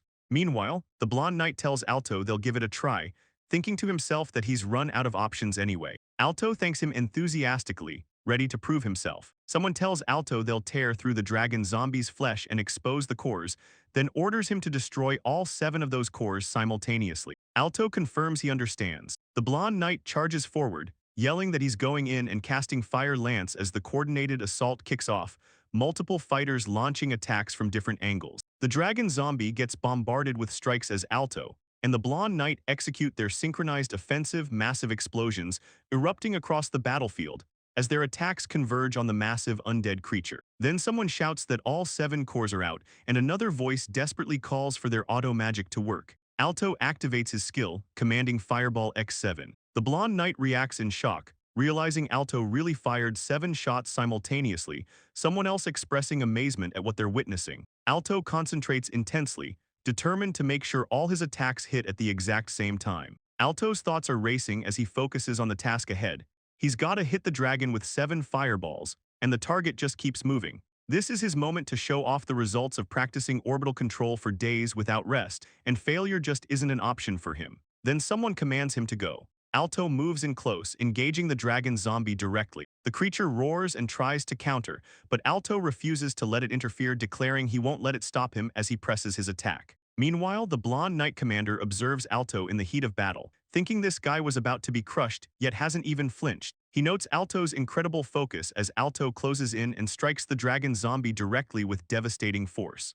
The 7 fireballs hit their mark simultaneously. All 7 cores explode at once, sending shockwaves through the dragon zombie's massive body. The creature erupts in multiple blasts as each core gets destroyed, and the observers below watch the coordinated assault succeed. A massive flash erupts across the battlefield as the dragon zombie finally falls. The observers react with shock and emotion as the dust settles. The creature's remains scatter across the ground, and Alto stands among the debris, quietly confirming that he actually did it. The onlookers are stunned. Someone exclaims that Alto actually took down a dragon zombie, while the blonde knight asks if he's serious. Another observer admits he can't believe Alto pulled it off. Then someone notes they've never seen anyone use 7 skills simultaneously before, and remarks that Alto's trajectory was incredibly precise too.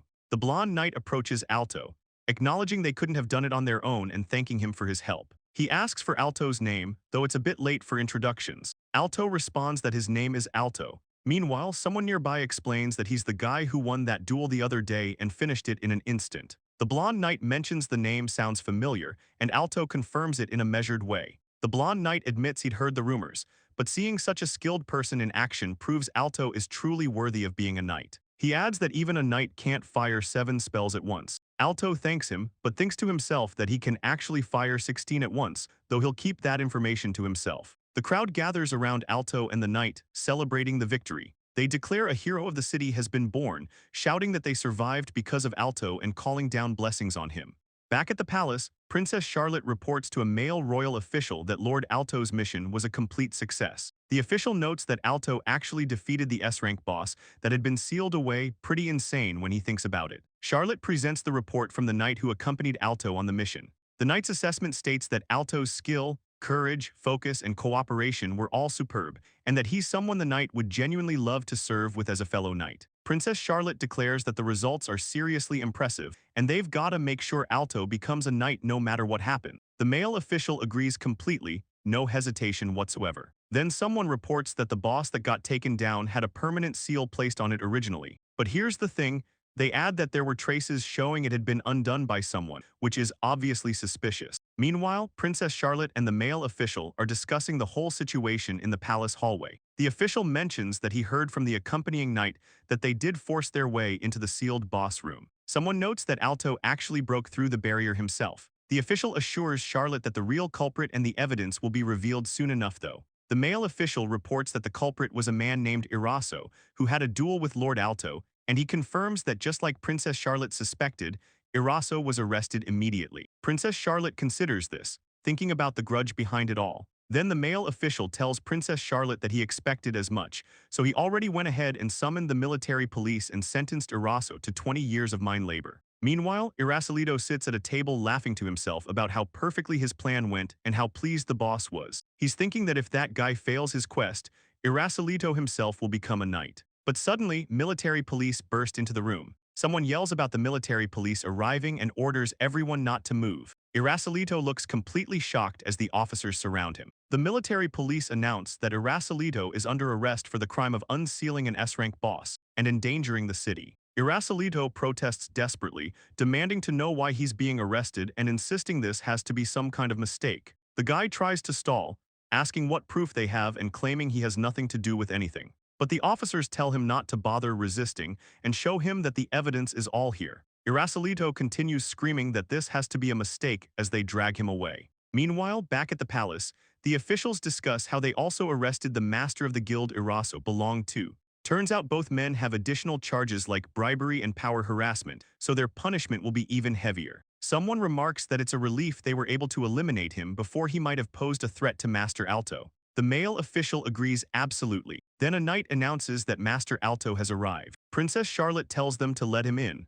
Alto enters and Princess Charlotte greets him, mentioning it's been a while. She thanks him for protecting the city from that rampaging boss. Then Princess Charlotte tells Alto she heard he defeated an opponent even the knights couldn't beat in a single blow, noting his skills already surpassed those of a knight. But Alto humbly responds that it was only because he worked together with everyone that they won. The officials present Alto with his reward, and Princess Charlotte announces that due to his achievement in completing this quest and saving the city, he's been officially granted permission to take the knight selection exam. Alto expresses his deep gratitude, thanking them profusely. Princess Charlotte tells Alto she's sure he'll do just fine, and once he becomes a knight, she's hoping he'll lend his power to her unit. She wishes him to pass with flying colors. Alto responds enthusiastically that he's truly honored and will do his best to live up to her expectations. Princess Charlotte wishes him good luck out there. A few days later, Alto arrives at the Royal Knight Academy. The massive building stands before him with its towers and turrets, students walking around the grounds as he looks up at it, taking in the sight.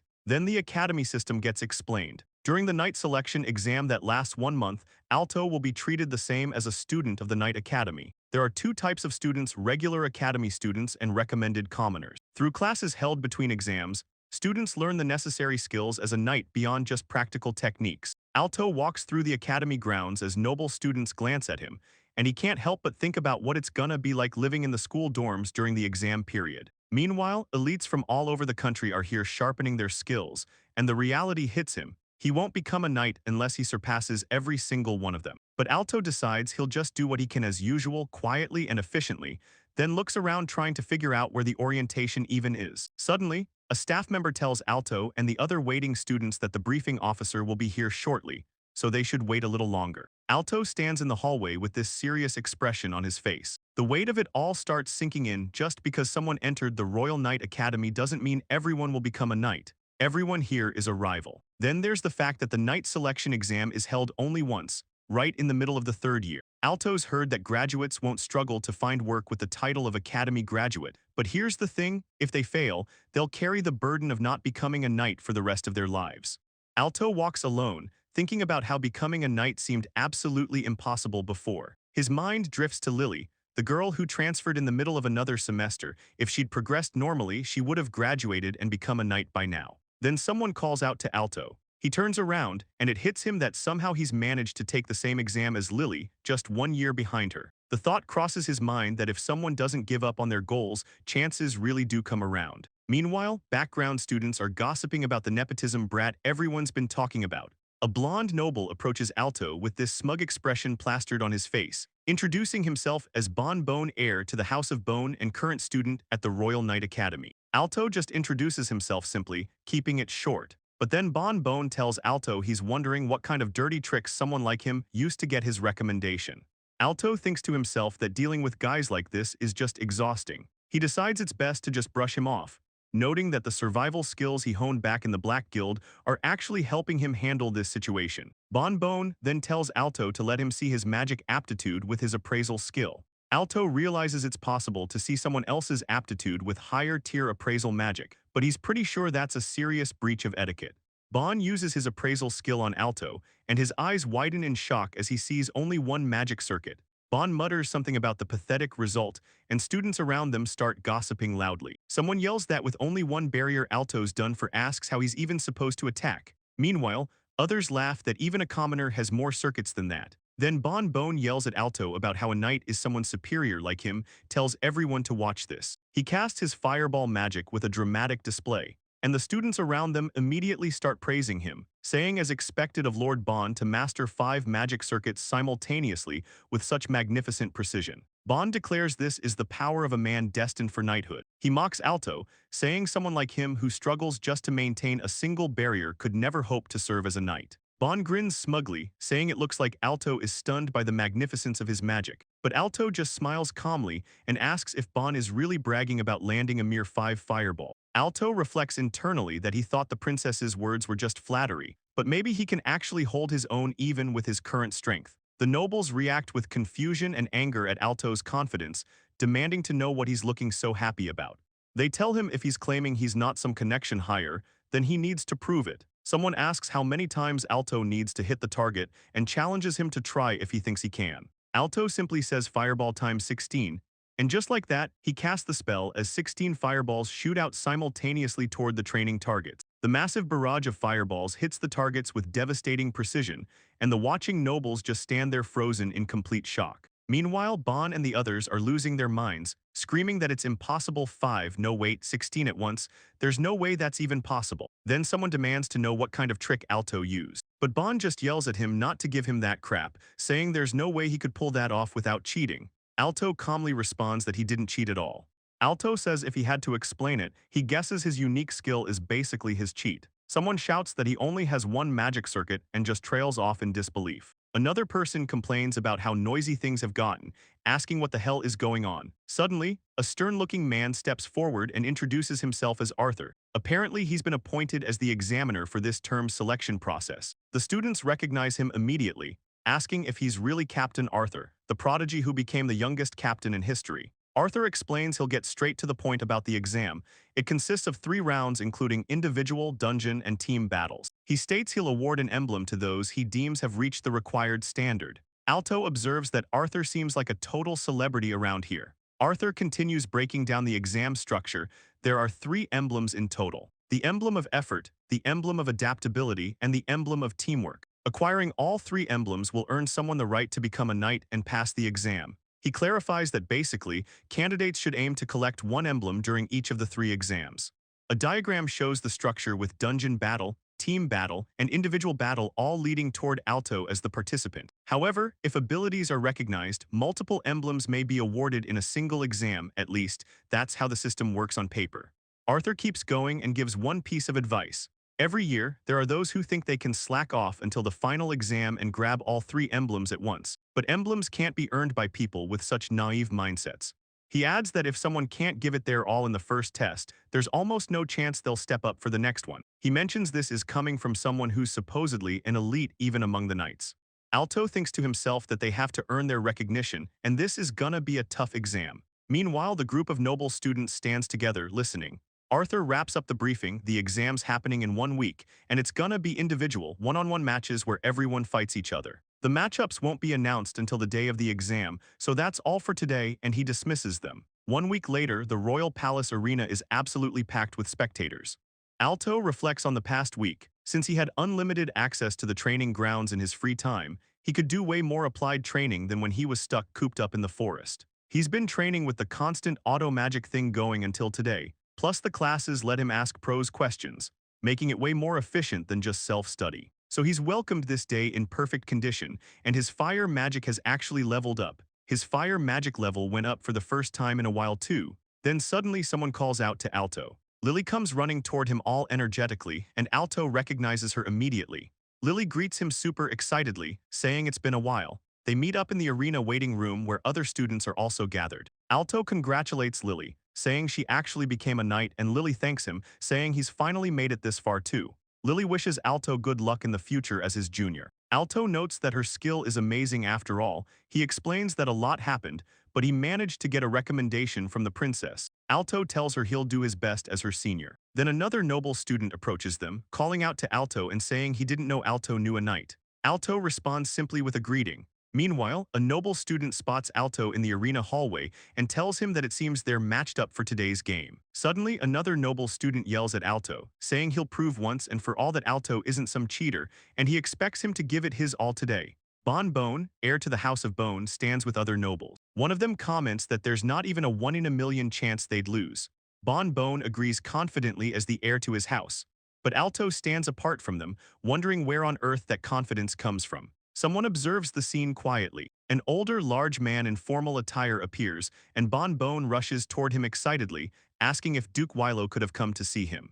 The man confirms he's Bon Bone. A caption identifies him as Duke Wilo, a minister of the royal court. Bon Bone thanks him profusely, but Duke Wilo tells him not to disappoint, saying he has high expectations for Bon Bone as his son. He adds that Bon Bone should think nothing of it since he's Bon Bone's father's superior, and the father is a truly exceptional man. Meanwhile, Alto stands there watching, processing this whole interaction. The group watches as Duke Wilo walks away down the hallway. Then Bon Bone turns aggressively toward Alto, demanding if he saw that. He boasts that his family, the House of Bone, has the court's trust. Another student chimes in that trust is everything to a knight. Suddenly, a bald man dramatically bows or kneels in the center of the arena floor. Bon Bone declares he carries the Duke's expectations, making him far more of a knight than Alto will ever be.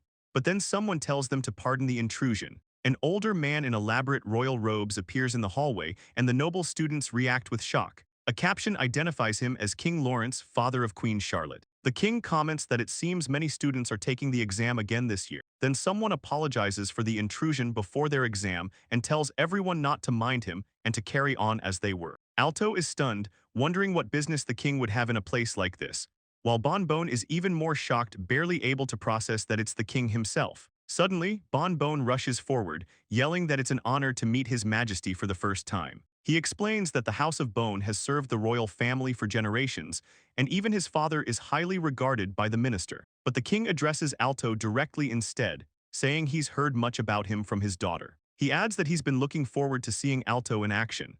Alto reacts with surprise, a small panel flashing through his memory of Charlotte standing there with the king. Then Charlotte waves at Alto, wishing him luck. The king apologizes for interrupting right before the exam, but Alto responds enthusiastically that he'll do his very best. The royal party begins to leave as students watch from the hallway and arena floor. Meanwhile, Bon Bon stands frozen, his face completely contorted in shock and anger. In the background, students murmur in confusion, wondering why the king and princess are talking to some Magic Circuit 1 cheater. Suddenly, someone asks if everyone's gathered. An official announces they're now moving to the arena and tells everyone to follow him. The group begins moving through the hallway. As they walk, the noble students murmur among themselves, and one of them complains that just because Alto is taking the night selection exam through a royal recommendation, they're all being treated differently. As a noble, he declares he must make sure Alto gets taught a proper lesson. Meanwhile, another noble student comments that for the king to be showing Alto such consideration, he must have used some underhanded trick. Then in the arena, Arthur stands at the official podium addressing the gathered crowd. He announces they'll now begin the individual matches of the selection exam. The first to land a blow on their opponent wins. The announcer states the first match is Alto versus Bon, and a noble student tells them to step forward. Alto and Bon Bon approach the arena floor, taking their positions for the duel. Bon Bon and Alto face each other in the arena with Arthur positioned between them as referee. Meanwhile, in the spectator area, one student boasts that Alto might have fooled everyone with his tricks last time, but that won't work in a real fight. A large noble student confidently declares he'll finish Alto in 2 seconds. Suddenly, the announcer's voice rings out across the arena, commanding them to begin the match. The match starts immediately, and Bon Bon launches his attack first yelling for his Blizzard launcher spell to kill Alto. He mocks Alto as a fool, declaring there's no way a mid-tier skill can beat his high-tier skill. But Alto responds by activating Fire Lance X16, and the two magical attacks clash right in the center of the arena. Then Alto's fire lances completely overwhelm Bon Bon's ice attack. The massive barrage of flaming spears pierces through the blizzard and continues forward with devastating force. Alto walks calmly through the magical destruction as his attack dominates the battlefield, and the noble students watching from the stands are left completely speechless at the display of power. Meanwhile, Bon Bon reacts in complete shock, barely able to process what he's seeing. He stammers that it's Fire Lance Rain, a top-tier skill, and the attack slams into him. He cries out as the flames hit. Suddenly, Bon Bon is knocked to the ground, defeated. He lies on the arena floor, having mistaken Alto's multiplied mid-tier spell for an actual top-tier skill, and the match is over in seconds. Alto's Fire Lance barrage tears through the arena with devastating force. The magical blades slice through rocks and debris, creating a storm of destruction. Bon Bon gets completely overwhelmed by the onslaught, knocked to the ground and defeated in seconds. Meanwhile, the noble students watching from the stands are in complete shock. One student stammers in disbelief that Lord Bone, one of the top students in their grade, was taken out instantly. Another noble can't even process what just happened. Bon Bon lies on the ground in utter disbelief, declaring he lost to a cheating bastard like Alto. A noble student immediately accuses Alto of cheating again, calling him a coward. But then the dark-haired noble student cuts through the protests with a cold statement. He says even if it was cheating, on the battlefield the living are the winners. The announcement echoes through the arena declaring Alto as the winner. Duke Wilo can barely believe what he just witnessed, and another noble student is left speechless. The heir to the Bone family was eliminated in an instant, and an official steps forward to present Alto with the emblem of effort for passing the first round. Moving on, Arthur announces the next match. Gregory Burns and Mia Knightley are called forward. The two students take their positions in the arena, ready for their duel. Meanwhile, a student watching from the stands observes it looks like a fight between a small animal and a wild beast. Arthur commands them to begin the match. Gregory Burns immediately attacks, yelling sand shot, but Mia quickly responds by casting Ice Wall to defend herself. The magical barrier forms as she channels her spell with a magic circle appearing right before her. Gregory follows up with Stone Hammer, launching a heavy magical attack at her. Mia dodges and counters back at him. Then Gregory uses Sand Shot again, unleashing a barrage of sand projectiles straight at her. Mia cries out as the attack hits her hard, struggling against Gregory's relentless offensive. The announcement declares Gregory Burns as the winner. Turns out his opponent was superior in both magic speed and precision. Students watching from the stands comment that he really is a slowpoke, and one noble laughs, saying he wishes he'd been the one to fight him instead. Gregory Burns stands there victorious, while Mia remains defeated on the ground between him and another student. Alto watches from the side as Mia looks down in dejection.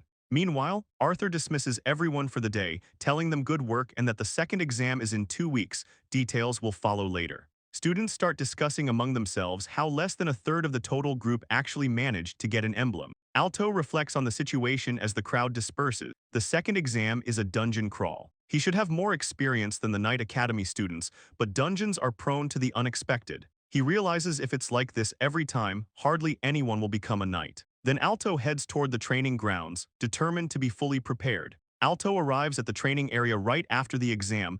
The place is empty as expected. Suddenly, he notices something and recognizes Mia in the distance with two guys accompanying her. Meanwhile, the two male students confront Mia at the training grounds. One mocks her for still practicing after failing, and the other ridicules her for training even though she ranked last, calling it a waste. One male student tells Mia she ought to know her place and asks if she feels any shame. The other suggests maybe she's too stupid to even realize where she stands. Alto interrupts and asks which one of them should really be embarrassed. The male students turn to him confused, asking what his problem is. Then Alto points out that even right after the exam, Mia was the first one to start training. He's asking which one of them should really be embarrassed.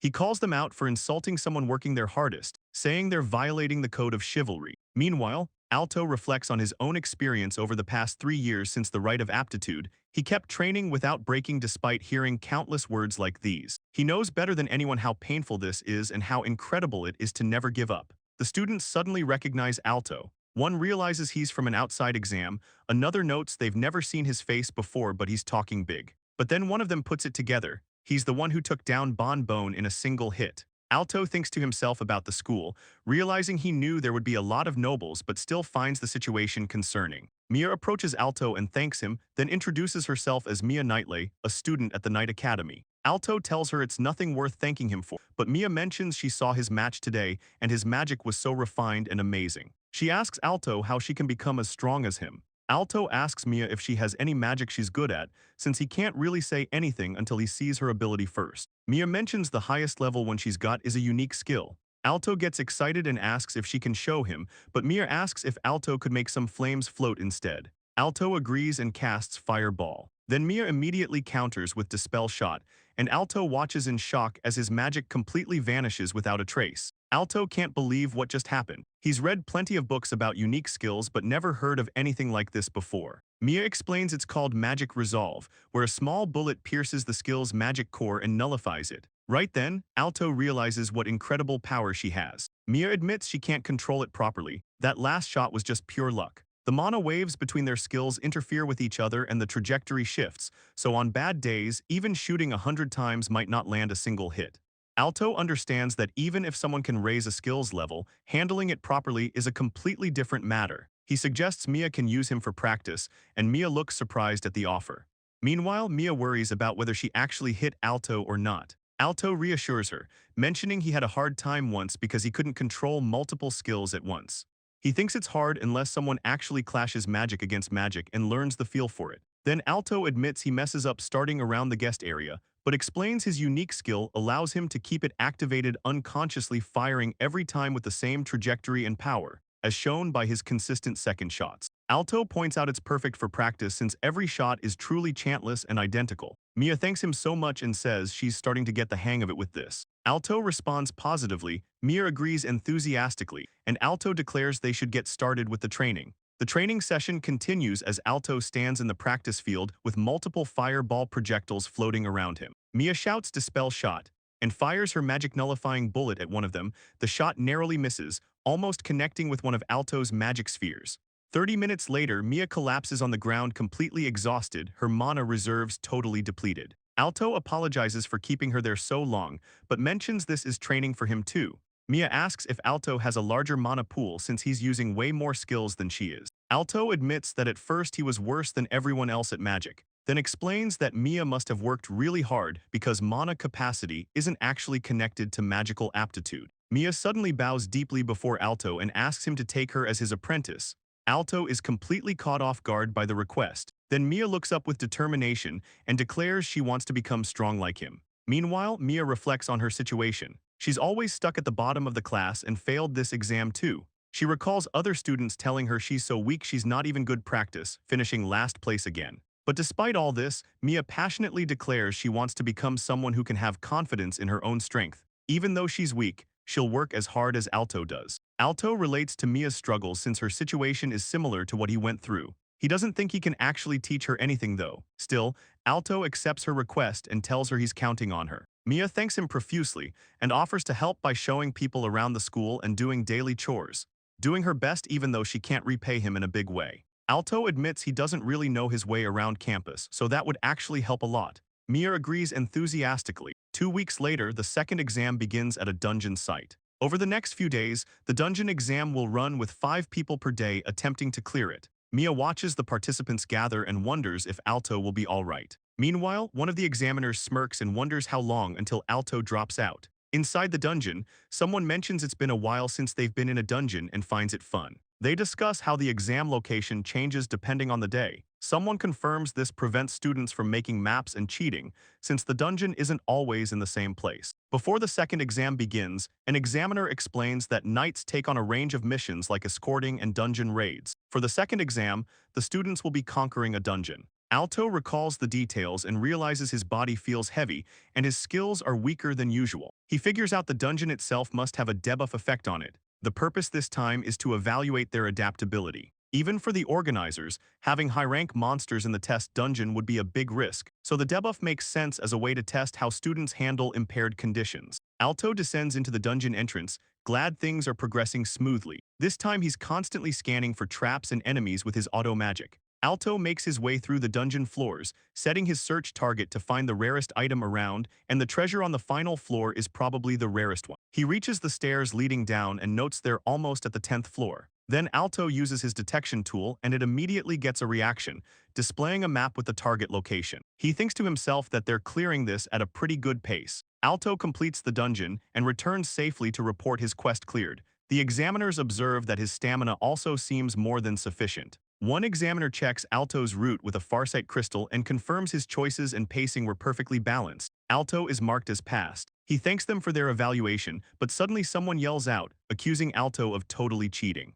The accuser claims there's no way a no-skill like Alto could clear this dungeon and insists he must have cheated. Alto calmly states he didn't do anything like that.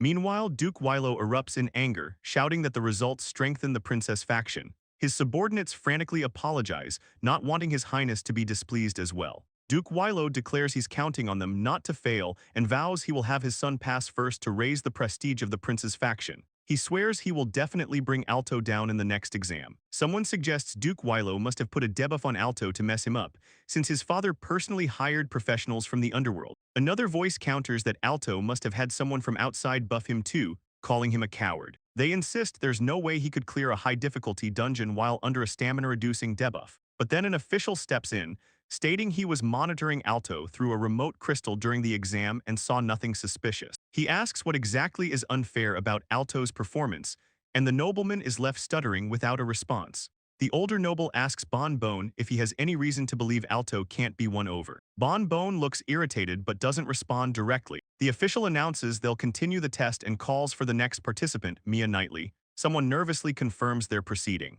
Bon Bone walks away confidently while his associates anxiously ask if they're good and whether anyone found out about the cheating. Before the next test rolls around, Alto congratulates Mia on passing and tells her to do her best. Mia promises she'll give it everything she's got. Later in the training area, Mia explains she's been practicing hard for 2 weeks straight, so she should be totally fine. Alto agrees with her, but even so, he can't shake this nagging concern as he watches her head into the dungeon all by herself. A few hours pass, and Alto starts to notice that Mia's taking quite a while in there. Meanwhile, inside the dungeon, Mia's fighting through with absolutely everything she has. But then eventually, this armored examiner appears right in front of her and straight up declares her unqualified and lacking skill. The examiner explains that if the dungeon deems someone incapable of clearing it, they're automatically sent back to the entrance. Suddenly, Alto sees Mia get ejected from the dungeon, and he immediately rushes over to her, asking if she's okay. Mia just mutters that it's impossible. The situation's pretty dire now since she's failed 2 out of the 3 exams, meaning she has to earn 3 emblems in the final test just to pass. Despite all this though, Mia tells Alto she won't give up yet. She thanks him for worrying about her but insists she's okay. Alto just watches her with concern, completely unable to find the right words. After the second test ends, an examiner addresses everyone about the final exam. In 1 week, they'll have a team battle where students form pairs for a mock duel. The rules are simple. Anyone whose barrier is broken will be considered unable to fight. If both members of a team are rendered unable to fight, that team loses.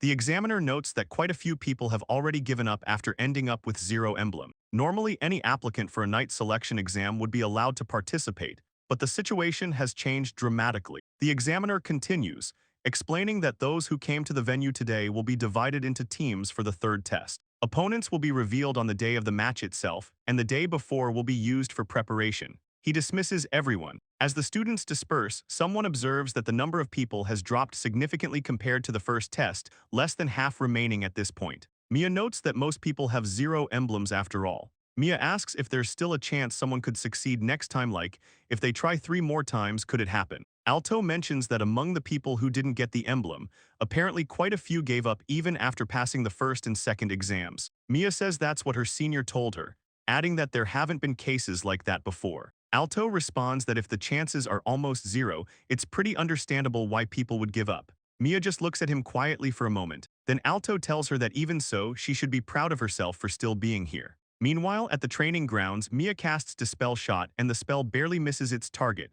Someone notes how close it was. A male student observes that it's still impossible for her to hit intermediate-level skills, and while the spell hits at close range, that approach is way too dangerous. Mia thanks Alto, saying her accuracy has improved compared to before. Alto calls out to her, mentioning they also learned that accuracy changes depending on skill level. Someone suggests they keep tuning things like this before the third test. Suddenly, an older nobleman in formal court attire approaches, wearing an official's badge. Alto notices the court official's badge and wonders who's there. The nobleman says he found where they were. Mia looks up in shock and realizes it's her father. Alto recognizes him as Count Nitre, Mia's father. The Count says he heard Mia failed the night exam both times. Mia quietly confirms this.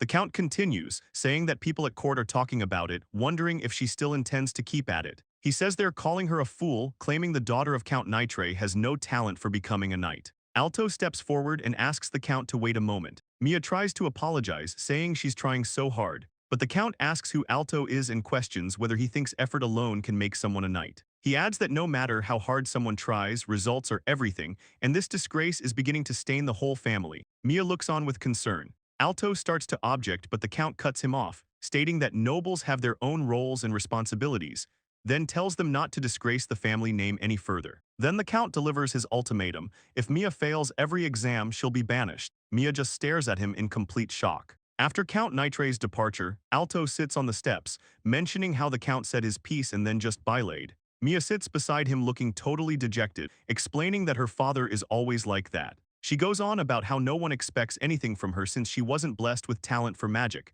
Her father was against her entering the Knight Academy in the first place. Even after enrolling, she just kept failing the exams. But despite everything, she still wants to keep trying. Mia declares that people said there's no way she could ever become a knight, but she wants to prove her father wrong. Alto agrees with her determination. Meanwhile, in a room at the royal court, Duke Wilo confronts Bon Bon about his failures. He says he had high hopes for him, but Bon's failed twice now. Bon Bon apologizes profusely, saying he's truly sorry. The Duke reminds him that next is the final test and there's no turning back. Bon Bon swears he'll succeed this time. But meanwhile, the Duke thinks to himself about Alto being such a stubborn bastard. The Duke asks what the concrete plan is, noting that talk is cheap. Someone explains the final exam is a team battle and they'll pair Alto with the weakest student first. They mention number 1, that hopeless little girl everyone talks about. Then they'll add even more poison as expected, and they've prepared something special that only the antidote can heal. The Duke notes the poison is rare and well prepared, complementing the thoroughness of the plan. Meanwhile, outside, Alto and Mia walk together. Mia reflects that she never thought she'd get to be paired with Alto for the final exam. Alto says he didn't expect it either, mentions the opponents will be announced tomorrow, so there's no point worrying about it now. Alto tells Mia he's really happy to be paired with her, adding that since they both know each other's fighting styles, it should be easy to coordinate. He encourages her to do their best together tomorrow. Mia says she'll do her best so she doesn't drag him down. Alto reassures Mia that she'll be fine since she's trained so hard her efforts will add up and help save them. Mia hopes he's right. As Alto walks away, he notes the sun's already setting and they need to rest since tomorrow's the final exam. They should get in perfect condition. Mia agrees. But as Alto continues walking, an unknown male figure approaches and asks if he can talk to Alto for a moment. Someone in the background asks Bon if he did something. Bon approaches Alto saying he really wants to make up for how he's treated him. Alto is completely caught off guard by the sudden apology. Bon says he's sorry, explains that he was thinking about how tomorrow he'd finally become a knight. When he looked back, he realized he'd been acting really immature toward Alto. He continues that Alto is so talented he just couldn't help but get competitive, and since they might end up working together as fellow knights, it's not really a big deal. Bon asks Alto to please let him apologize properly. Someone observes that tomorrow is the final exam and even a training enthusiast like Alto will rest, though it feels pretty suspicious. Alto and Bon shake hands. Bon suggests having a meal together and offers to treat Alto to a popular restaurant. Alto says he's not really in the mood, but figures if they became coworkers, leftover resentment could affect their work. Alto agrees that if it's just a meal then fine. Bon enthusiastically says great and they should go right away. They arrive at the restaurant and Bon says this is the place, mentions the chef is an acquaintance of his, so he'll go say hi real quick. 1 hour later, Bon asks if the meal met Alto's expectations. Alto admits the food here really is on another level. Then Alto suggests they should get some rest for tomorrow and Bon agrees. Alto gives a somewhat strained acknowledgement. Alto walks outside alone, thinking he managed to make it back. Turns out he started feeling ill while eating and wonders if Bon did something to him. Alto considers whether it's just a cold, but he's experiencing dizziness, vertigo, and chills too.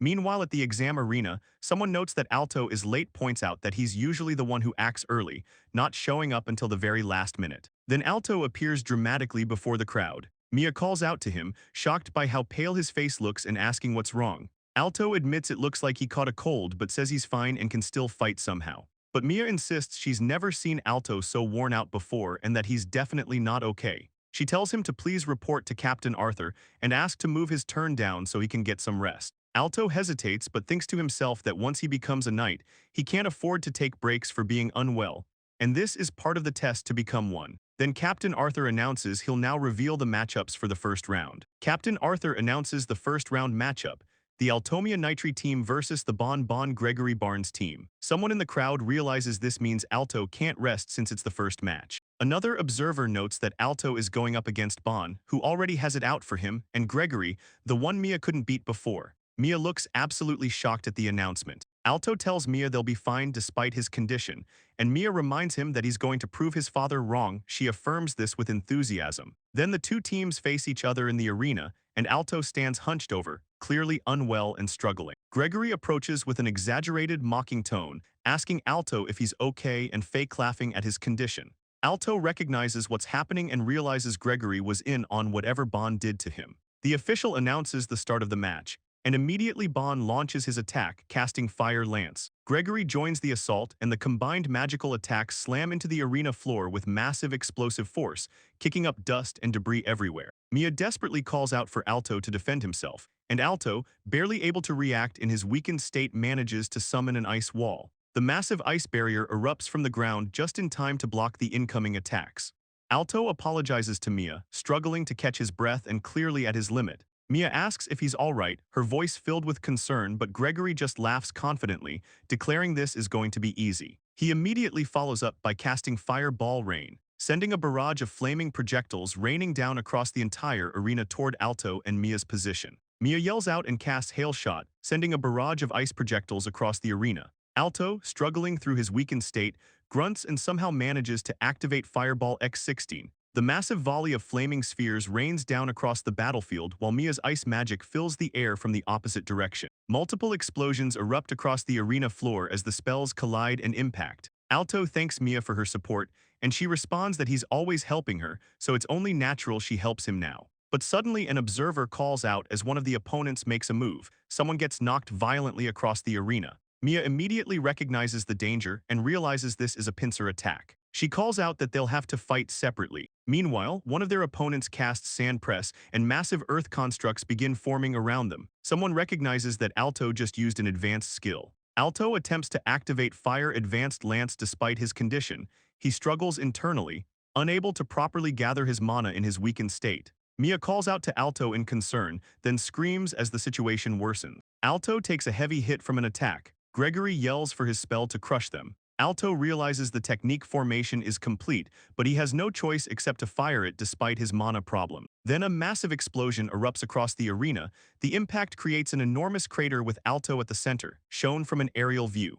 Alto lies collapsed on the ground, bloodied and badly injured. Someone observes that they somehow managed to avoid a direct hit, but the damage is still severe. A text box explains that auto magic also acts as a substitute for a mana circuit, and the mana that forms the skill depends on the user's condition. Gregory taunts Alto, asking what's wrong and fires off Sand Shot.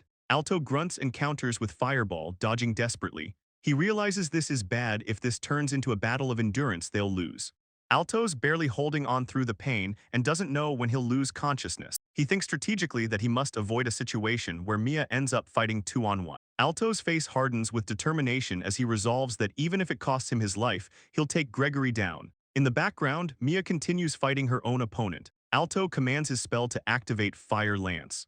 Meanwhile, Gregory reacts in complete shock at the massive size of the incoming attack, realizing it can't be neutralized unless he uses a high-level skill to counter it. Desperately, Gregory casts Sand Press to defend himself, and the two massive spells collide with explosive force, creating a tremendous impact across the arena floor. Someone in the crowd asks if the attack's cancelled out, but then Alto activates a second Fire Lance. Bon reacts in complete shock, realizing there's a second one, and Gregory screams as the massive fire spell slams into him with explosive force. The attack sends Gregory flying across the arena.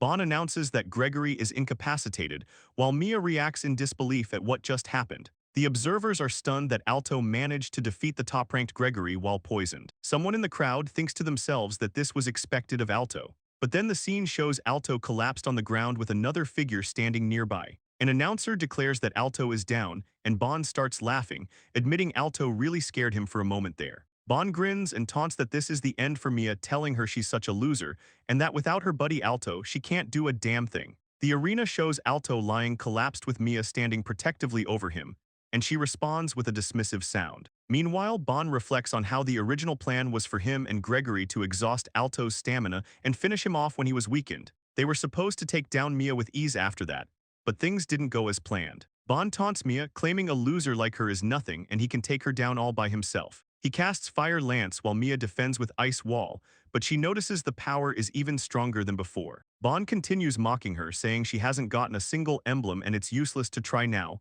He tells her she can't win just by defending. Mia thinks to herself that she absolutely can't lose, because this time it's not just about her own future, but Alto's path to knighthood is on the line too. Then Bon unleashes his assault, taunting that Mia's magic, mana, and skills are all way too weak. He declares it's time to show her the difference in class, and his Fire Lance barrage shatters through Mia's ice defenses with overwhelming power. Suddenly, someone realizes Bon just used 5 intermediate skills at once. Mia stands there in shock as the crowd's reactions blur together in the background. She clenches her fists, trembling. With her current skill level, there's just no way she can win, and her dream is about to end right here. Bon yells for her to see ya later, loser, and another massive attack barrels toward Mia. But she notices something strange though. Just one of the projectiles is actually on trajectory toward her. The attack lands and someone gets knocked sliding across the arena floor. The warning comes too late. If someone takes an intermediate skill without a barrier, at best they'll be seriously injured at worst. Well, the explosive impact throws Mia back as someone screams Alto's name.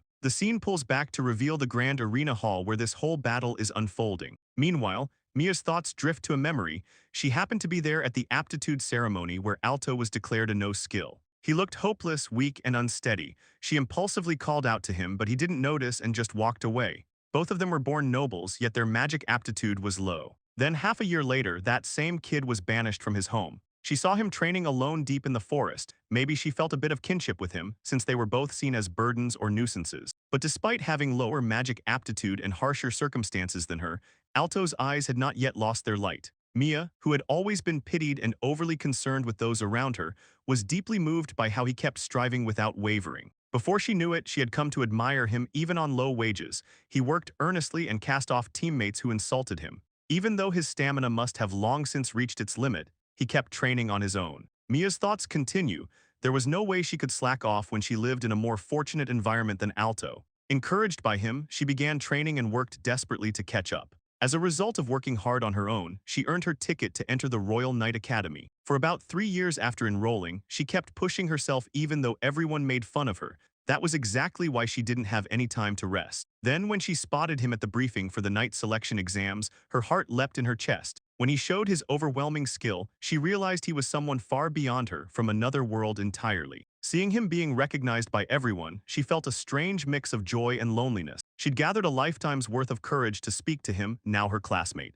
Even when she shamelessly asked him questions, he was kind, and even with a troubled look on his face, he thought about things earnestly. Because his presence was the center of her heart, she never broke no matter what happened, no matter what she could keep facing forward, and no matter what she was able to stand up again. That's why this time it was her turn to save him. Mia launches herself forward on an ice slide, determination burning in her eyes she would reach him. Then Mia's ice magic slams into Bon's attack, creating a massive explosion of magical energy. Bon yells at her to mind her own business, calling Alto a half-dead bastard as the collision sends shockwaves through the arena, the two forces clashing hard. Alto realizes at close range he can hit, but it's dangerous. Meanwhile, Mia thinks this time has to be the end, that at the very least she has to protect Alto. She casts her spell, Dispel Shot, and the magic fires toward Bon's dark energy sphere. The magical clash erupts as Mia's Dispel Shot collides with Bon's dark energy sphere. Bon reacts in shock to what just happened. The observers notice the technique vanishing completely. Bon had been confident his victory was guaranteed,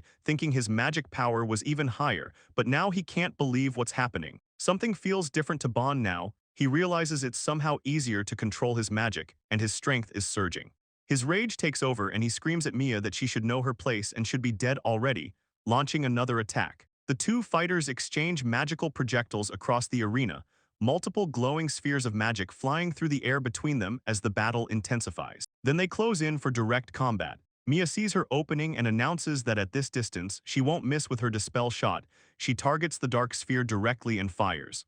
Bon cries out as his barrier shatters, and he can only watch in horror as his protective barrier completely breaks apart. An official announces that the winners are Mia Knightley and Alto. Mia rushes to Alto's side, trying to wake him up. When someone explains that the antidote will help with the poison, Alto was given offering it, so he'll feel better right away. Alto thanks everyone for their help and apologizes when learning about the poison. But suddenly someone in the crowd accuses Mia of clearly cheating, pointing out that it's weird for a failure to suddenly get stronger. They claim someone buffed Mia after Alto went down. Meanwhile, observers note that Mia definitely had a buff that enhanced her magic control, but that enhancement was activated before Alto was incapacitated. Alto himself had known something was off. An observer notes that it's all within the rules and there's no sign Alto activated any skill afterward. Meanwhile, Bon erupts in confusion, insisting that Alto never used a strengthening skill while fighting them. Then Duke Wilo's voice booms from the stands, declaring it impossible that such a thing could happen in an instant. Someone explains that even if Alto did cast a buff, Mia defeated Bon because of the raw strength she built through hard work,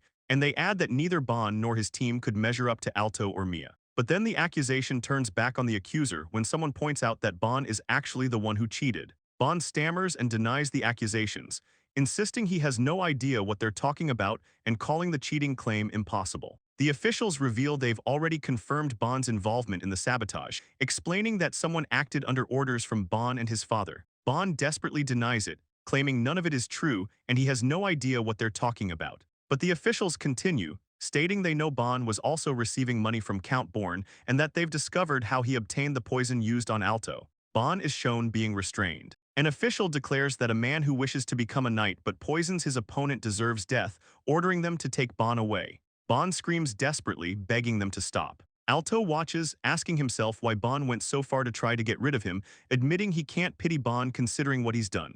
Bon cries out for his father, screaming for help as he's dragged away. Then Captain Arthur apologizes to Alto, explaining he knew Alto had been poisoned but deliberately chose not to intervene. He reveals this was also to see the full extent of Alto's abilities and how he'd deal with a conspiracy. Alto takes some responsibility for letting himself be poisoned so easily. Arthur acknowledges that Alto countered the situation head-on, then notes that this time Alto strengthened his teammates and led them to victory. He declares that Alto is worthy of receiving the emblem of team strength. Alto thanks him earnestly. Arthur calls out to Mia next, mentioning he's heard that her unique skill is supposedly a useless one, something that serves no real purpose in practice. Mia quietly confirms it's true, but then Arthur tells her that she believed in her own strength and never stopped moving forward to reach this point, so he's awarding her the emblem of effort. Mia's face shows pure shock and emotion at receiving the recognition. Meanwhile, Captain Arthur addresses Alto, thanking him for his service. He points out how Alto faced the crisis head-on when a trusted comrade fell, yet somehow overcame the challenge brilliantly and completely turned the tide. The captain presents an emblem, awarding Alto the emblem of adaptability. The narration describes how Alto, though born a noble, never once looked down on his commoner allies and cared for his comrades until the very end. By drawing on the strength of his companions, he demonstrated power way beyond his limits. The authority figure tells someone there's still plenty of room for improvement, but they're counting on them. Mia holds up her emblem, deeply moved as she receives the emblem of team spirit, thanking them over and over again. A female observer congratulates Mia, telling her this is the result of all her hard work. But Mia turns to Alto, insisting it's all thanks to him. Suddenly, Alto calls out to Mia, pointing towards someone in the crowd. Mia notices her father standing there and quietly addresses him. She announces that she became a knight. Count Nitre responds coldly, asking if that's so, then declares it has nothing to do with the Nitre family and tells her to do whatever she wants. Alto tries to comfort Mia, explaining that her father just can't honestly say he's counting on her. Someone nearby agrees hesitantly. Alto continues, saying he gets it because his own father wasn't like that either, remembering his father's eyes when he abandoned him. Mia considers this for a moment, thinking that would be nice. Then she declares with renewed determination that she'll work hard so that someday her father will truly acknowledge her. 1 month after the night selection exam, Alto and Mia are walking together in their new night uniform. Mia comments that she never thought she'd end up in the same squad as Alto. Alto agrees, saying he was really surprised when he heard the news since usually new knights get assigned one per unit. Someone explains that this case is special after all. They mention it's a newly formed unit under the direct command of the princess, the 7th Royal Guard, and the captain is Captain Arthur. The voice continues, noting Arthur is a genius who was appointed as captain at the youngest age in history, so there must be a special reason for forming this unit. Alto's still processing this information when suddenly Lily appears, calling out his name. Alto recognizes her immediately. Turns out Lily's been assigned to the 7th Royal Guard too. Lily excitedly tells Alto she's happy to be on the same team as him, and Alto responds that he's happy too. Then Alto introduces the two girls, telling Mia this is his childhood friend Lily. Lily bows politely and introduces herself while Alto notes that Mia is Lily's junior at the academy. Mia responds somewhat stiffly, saying it's nice to meet her and that she already knows about Lily. But Lily adds with an intense look that she's actually known about Mia since the aptitude ceremony. Alto explains that Mia is a comrade who took the exam with him and passed. Someone asks if that means Mia is a rookie like Alto. Lily enthusiastically says she's looking forward to working together. Lily extends her hand for a handshake while Mia just stands there shocked, unable to believe Alto had a childhood friend and that nobody told her. Meanwhile, as they're talking outside, a new voice calls out asking if they're the new recruits. An older man with blonde wavy hair and a mustache approaches in a formal knight uniform. Alto sizes him up mentally. The guy's probably in his mid-30s and definitely senior to Lily. Alto introduces himself, saying his name is Alto and he's been assigned to the 7th Guard starting today. Mia introduces herself simply as Mia, and Lily gives her name as well. Then the older man introduces himself as Count Frankie Guilford, head of the Count's house and a member of the 7th Guard. Someone observes that it's pretty rare for a knight from a Count's household to be serving directly. Meanwhile, Lily asks about the uniform, wondering if he's this year's top recruit. Alto thinks to himself that even recruits get knight uniforms after all. Then Count Frankie addresses them, noting that the knight position is idolized and asking about joining as top recruit. He tells them he gets why they're excited, but warns that the knight's work isn't easy. Alto reacts with surprise when Frankie mentions they're also known as the Arthur Squad. Suddenly, Frankie announces that it may be sudden, but he needs to see if they can handle being in the 7th Royal Guard. Count Frankie declares he'll show them the true strength of a real knight. Someone sighs while Alto wonders why it always ends up like this. The narration reveals it's a mock battle. The two face each other at a distance. Count Frankie explains the rules, saying it's a traditional dueling format where one hit decides it. If Alto's barrier is chipped even a little by his opponent's attack, he loses. Alto acknowledges the rules. Then Count Frankie announces he's striking first and unleashes Dragon Breath. The massive attack engulfs the area as Alto observes in shock that Frankie used an advanced skill instantly. But the Count doesn't stop there. He follows up with a sword strike, pressing his advantage with a devastating combination attack. The massive Dragon Breath and Sword Strike combination hits with explosive force. Count Frankie stares in shock as his attack is somehow blocked. He thinks his attack should have been faster than Alto's reaction, wondering how it was stopped. Count Frankie realizes that if it were a mid-tier skill like Hail Shot, his Fire Lance would have broken through easily. Meanwhile, Alto looks damaged on the ground, noticing they pierced his barrier along with his Fire Lance. The Count can't believe it, even with their vision obstructed. Alto countered perfectly with power at the advanced -1 level or higher. Alto reviews the auto-defense magic he set up based on the lesson from the last match. The code shows that if fire or water magic approaches and reaches a certain distance, it automatically activates a counter spell to repel the attack. and if auto defense triggers, it casts hail shot automatically. Count Frankie walks over asking what Alto's doing, and Alto stammers that he was just. When someone else comments asking if Frankie was trying to give the rookie a baptism, then says whatever. Then Captain Arthur introduces himself, announcing he'll be the captain of the 7th Royal Guard and their superior starting today. Count Frankie notes they've already finished the introductions, but Arthur tells them they're heading straight to work now. First they'll go meet their superior, and he tells everyone to follow him. The group walks through the royal palace interior, and Alto recognizes the path, feeling like he's been here once before. They approach these ornate doors where 2 guards stand watch, and as the doors open, someone in white robes appears as the group enters. Suddenly Princess Charlotte calls out happily to Alto. Alto awkwardly responds that it's been a while, and the princess congratulates him enthusiastically, saying he's become a knight starting today as she reaches out toward him. Meanwhile in the background, Lily and Mia look shocked by this familiar interaction between Alto and the princess. Alto thanks the princess awkwardly, but Princess Charlotte insists it was a dream that could never have come true without her recommendation. She emphasizes with conviction that someone as talented as Alto not being able to become a knight would be unacceptable. In the background, Lily calls out to Alto telling him not to be rude to the princess. Mia agrees nervously, and someone else confirms that Alto is definitely right to be grateful. Count Frankie interrupts politely, suggesting they get to the point since the princess is busy. Someone agrees they should move to the main topic. Then Princess Charlotte begins explaining how the 7th Royal Guard was established. She tells them the unit was newly formed, directly under her command as the princess. Mia acknowledges that she's sure they're all newly aware of this. The princess continues, revealing that right now conflict is brewing in the court, or rather, it's already simmering beneath the surface.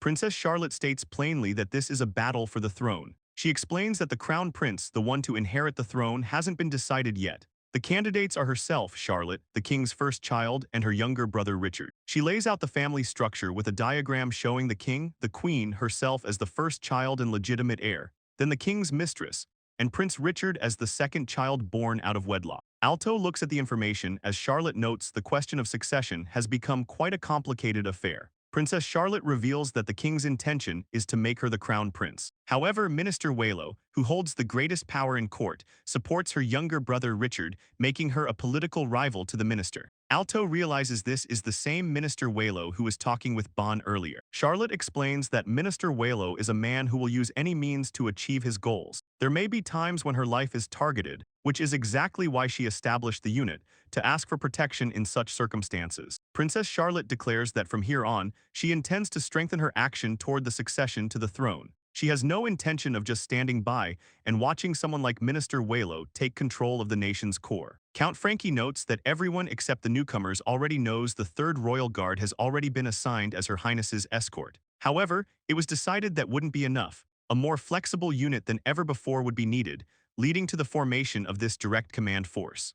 In other words, from now on they'll be engaged in critical operations. Count Frankie announces they're on an important mission that will determine the country's future course, and they will be engaged in this task. He tells them he selected the members himself and will take responsibility for everything they do.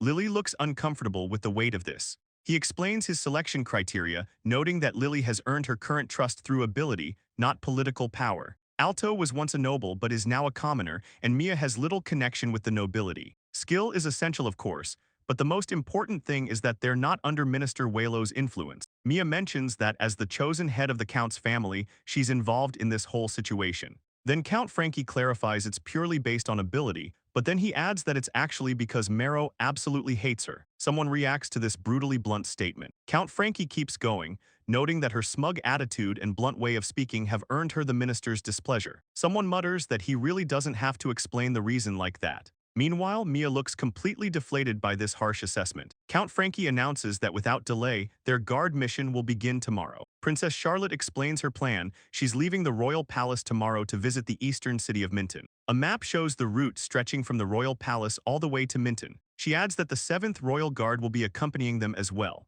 Alto recalls that Minton is the big city where Lily went shopping before entering the Knight Academy. He notes it's quite a large city. He remembers going there once as a porter and how prosperous the place was back then. Princess Charlotte explains the real purpose of their journey is to seek out cooperation from Duke Minton, one of the most prominent nobles in the entire country. She mentions that at this rate she'll have no allies left at all. In the Grand Hall, someone commands everyone to make preparations for their missions starting tomorrow. The guards respond with a sharp, unified acknowledgement. From above, someone observes Captain Arthur walking through the grand hallway and comments on seeing him there. Then Minister Wero approaches and mentions, hearing that Arthur has become the captain of the princess's personal guard. Arthur responds that he's honored by the praise and congratulates the minister on his promotion, addressing him properly as Minister Wero. The captain stands there in his formal military uniform, clearly on edge from this tense encounter. Suddenly, Alto and Minister Wero lock eyes for a long, tense moment. The minister asks Alto if something is wrong, calling him Sir Weasley,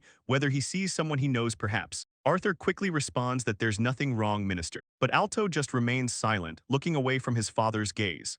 Alto stares ahead, thinking to himself that he's nothing but a stranger to the minister now. He reflects that he knew it would be this way, but his father really has abandoned him completely. The realization hits hard. His father no longer considers him his son anymore. Nearby, Lily and Mia watch the whole painful exchange with concerned expressions on their faces. Minister Wero speaks cheerfully to Arthur, mentioning he's looking forward to seeing him do even greater things as the genius of the Night Order. Then someone tells Arthur to make sure he doesn't push himself too hard, but Arthur responds that it's fine. Meanwhile, Count Frankie watches from behind as the minister and his group walk away down the hallway, quietly observing the whole exchange. Later, in a room at the royal court, a woman with long hair tells the gathered conspirators that they've confirmed the lead on Minton, so she'll be leaving the capital herself before the day is out. The man with glasses says he'll send word to the active unit right away, and someone tells him to please do. According to the minister's intel, the 7th Guard arrived today, and they confirm they'll proceed with the plan as scheduled. The older man sitting on the couch responds that of course they will. Then the man with glasses reminds them not to forget to make preparations for the celebration, and someone agrees. The older man thinks to himself that 3 days from now will be the princess's dear anniversary. Meanwhile, the 3rd and 7th Royal Guards escort Princess Charlotte through the forest toward Minton. Prioritizing safety, the group decides to spend the night in the forest along the way. At the campsite, Lily tells Mia she's glad to be on night watch with her since she feels safe, and they should do their best. Mia nervously responds that it's nice to meet her. Lily mentions she was nervous guarding the princess, but it's a road merchants use all the time. She notes it's good that it's a road where no monsters should appear. Mia just remains stoic. Lily asks if she's still uneasy, pointing out that Alto was top of the selection exam. Lily herself is the most skilled among the young knights, and Frankie's a veteran. She wonders if Mia is anxious about whether someone like her even belongs here. Mia thinks to herself that she hasn't done anything yet. Lily reminds Mia that Captain Arthur recognized her too and thinks highly of her. She adds that Alto said Mia's maybe even more hardworking than he is, great at teamwork, and someone who never gives up. Alto had noted that the hard worker acknowledges her, and that she can be confident in herself. Mia recalls this and thinks that if Alto says that about her, she has to face this with confidence. She resolves that it's right. Then Lily casually mentions that she and Alto took the aptitude ceremony together, asking Mia to confirm. Mia's face goes into shocked swirls as she stammers about how Lily knows that. Lily says not to worry about it, she just thought she'd check while Alto wasn't around. She apologizes for keeping quiet about knowing. Suddenly, Mia covers her mouth and warns that they're surrounded. Lily notices something in the forest. Lily realizes something is wrong with the forest. Even in the dead of night in a forest, there should still be faint signs of animals moving. The fact that there's none of that means something. A massive hellhound appears silently beside her. Lily notes it appeared without a sound, just as she'd expected of an A-rank hellhound. The creature looms over them. Hellhounds form packs and establish a clear pecking order within, and the first one to show up is the lowest-ranking decoy. Someone explains that hellhounds sense the enemy's strength and hunt only the ones they can definitely kill. That means the lodging base with more people and stronger fighters is probably safe. Lily tells Mia she'll find a way to clear a path, so Mia should defend herself and call for everyone's support. Mia agrees. The pack of hellhounds emerges from the darkness surrounding them. Lily summons her holy sword in a burst of radiant light. Lily unleashes a massive light attack against the hellhound, and the light creates an opening in their formation. But when Lily strikes the creature with her sword, it won't cut through. The blade can't penetrate the hellhound's hide, it's as hard as steel. Normally she could decapitate one in a single strike, but this isn't just any hellhound. Lily decides she'll strike its weak spot instead, aiming for inside the mouth. She lunges toward the hellhound's open jaws as the creature's massive teeth snap at her. Meanwhile, multiple hellhounds close in from all sides as the battle intensifies. Turns out everyone in the pack had the same toughness as the decoy. Mia calls out to Lily in alarm, the odds are way too bad for them. Lily casts Holy Barrier, creating a protective shield of light around herself as the hellhounds attack. The battle rages across the forest clearing when someone calls out for Mia, noting that she still can't deploy ice in all directions. Mia casts Ice Wall to defend herself, but Lily's Holy Barrier only works on herself, leaving Mia exposed. The Hellhounds continue their assault. Lily battles the Hellhound, striking at the creature with her Holy Sword. The blade connects with impact, but the fight continues. Then Alto arrives through the forest, apologizing for keeping them waiting. Lily calls out to him as he appears. Alto mentions that the detection spell he activated just in case came in handy. Lily tells him she's glad he showed up because the Hellhound's attacks don't even get through. Someone explains that it's wrapped in a high-density barrier-type skill, like an appraisal spell. Alto notes he's never heard of a Hellhound putting up a barrier, and it looks like they'll have to hit it with a massive skill to bring it down. They don't have time to prepare multiple large-scale spells. Alto lays out the plan. He'll draw its attention, Mia will dispel the barrier on its fur, and Lily will finish it for sure. He asks if they can land a guaranteed dispel shot one at a time. Mia confirms she's got it. Alto calls out to move and engages the Hellhound. The coordinated attack begins. Alto rushes in to draw the creature's attention while Mia prepares her dispel magic. The battle unfolds in rapid sequence as they execute their plan. Alto casts Dispel Shot at the Hellhound. The barrier around the creature vanishes. Lily strikes with her Holy Sword, the blade now able to cut through. The group celebrates their success and decides to keep going with their coordinated approach. Alto moves quickly through the forest back toward camp. At the lodging base, someone notes it looks like the attack didn't reach their position. Count Guilford notices Alto returning and asks if something happened, since it's not time for shift change yet. Alto addresses him as captain. Alto explains that it's highly likely someone is trying to sabotage their journey. Count Guilford pieces it together. An A-class monster that shouldn't even be here appeared, and it was even reinforced with a barrier. He immediately takes command, calling for everyone to wake up. He announces they were ambushed and have wiped out the enemy, but more could be coming. Before the next wave arrives, they should depart now and reach Minton. He orders an immediate advance to Minton. The guards respond and begin mobilizing the camp. The group arrives at Minton Castle, the fortified structures visible from above with the surrounding town spread out below. Duke Minton greets them in his ornate ceremonial robes decorated with crosses, welcoming them and thanking them for coming. One of the group members thanks the Duke for taking the time to meet with them. Duke Minton responds that it's no great honor at all for His Highness to visit the domain of an old provincial lord like himself, then suggests they have a seat instead of standing around talking. Duke Minton acknowledges there's been a bit of trouble lately. He explains that monsters have settled in the abandoned mines and tunnels where magic stones were dug out, and the townsfolk are suffering because of it. Previously, the adventurers managed somehow, but in the past few months, the monsters have grown stronger, so extermination isn't going well anymore. They've been coming back unable to make any progress. He mentions they had requested help from the city's Adventurers Guild, but nothing came of it. The Duke notes that if the monsters have the same defense as the Hellhound from yesterday, an average adventurer wouldn't stand a chance against them. Charlotte proposes entrusting her royal guards with exterminating the monsters. Alto recognizes this as solving another problem in exchange for bringing them into their faction, pretty much a common method of negotiation among nobles, as someone points out. Charlotte says they'll send the 7th Royal Guard led by Captain Arthur, one of their most skilled units, but Duke Minton expresses concern that doing so would reduce the safety of her own precious Royal Guard. Charlotte reassures him it's all right, this time they have more than enough personnel to spare. Duke Minton says he'll assign some of his castle's soldiers to guard the princess as well. Someone thanks him for the offer. Another person mentions that would make their escort thinner though, and Charlotte asks what he means by that. The explanation comes that the 3rd Royal Guard is already stationed here, so there's no problem with numbers. Alto says he appreciates their cooperation. He explains they'll rest tonight and regain their strength, and tomorrow they'll swiftly subjugate the monster. Duke Minton acknowledges they've been traveling through the night until now and thanks them generously for their efforts. Later that night, Alto and Charlotte sit in her room having tea together. Charlotte thanks Alto for coming along on this trip. She asks if he didn't have any plans that this interrupted. Alto says no, nothing in particular, so it's fine. He mentions he was just resting in his room and practicing magic in preparation for tomorrow's battle. Alto asks if calling him here means there's some urgent special mission or something, but Charlotte clarifies it's not a mission, she just wanted to hear his thoughts.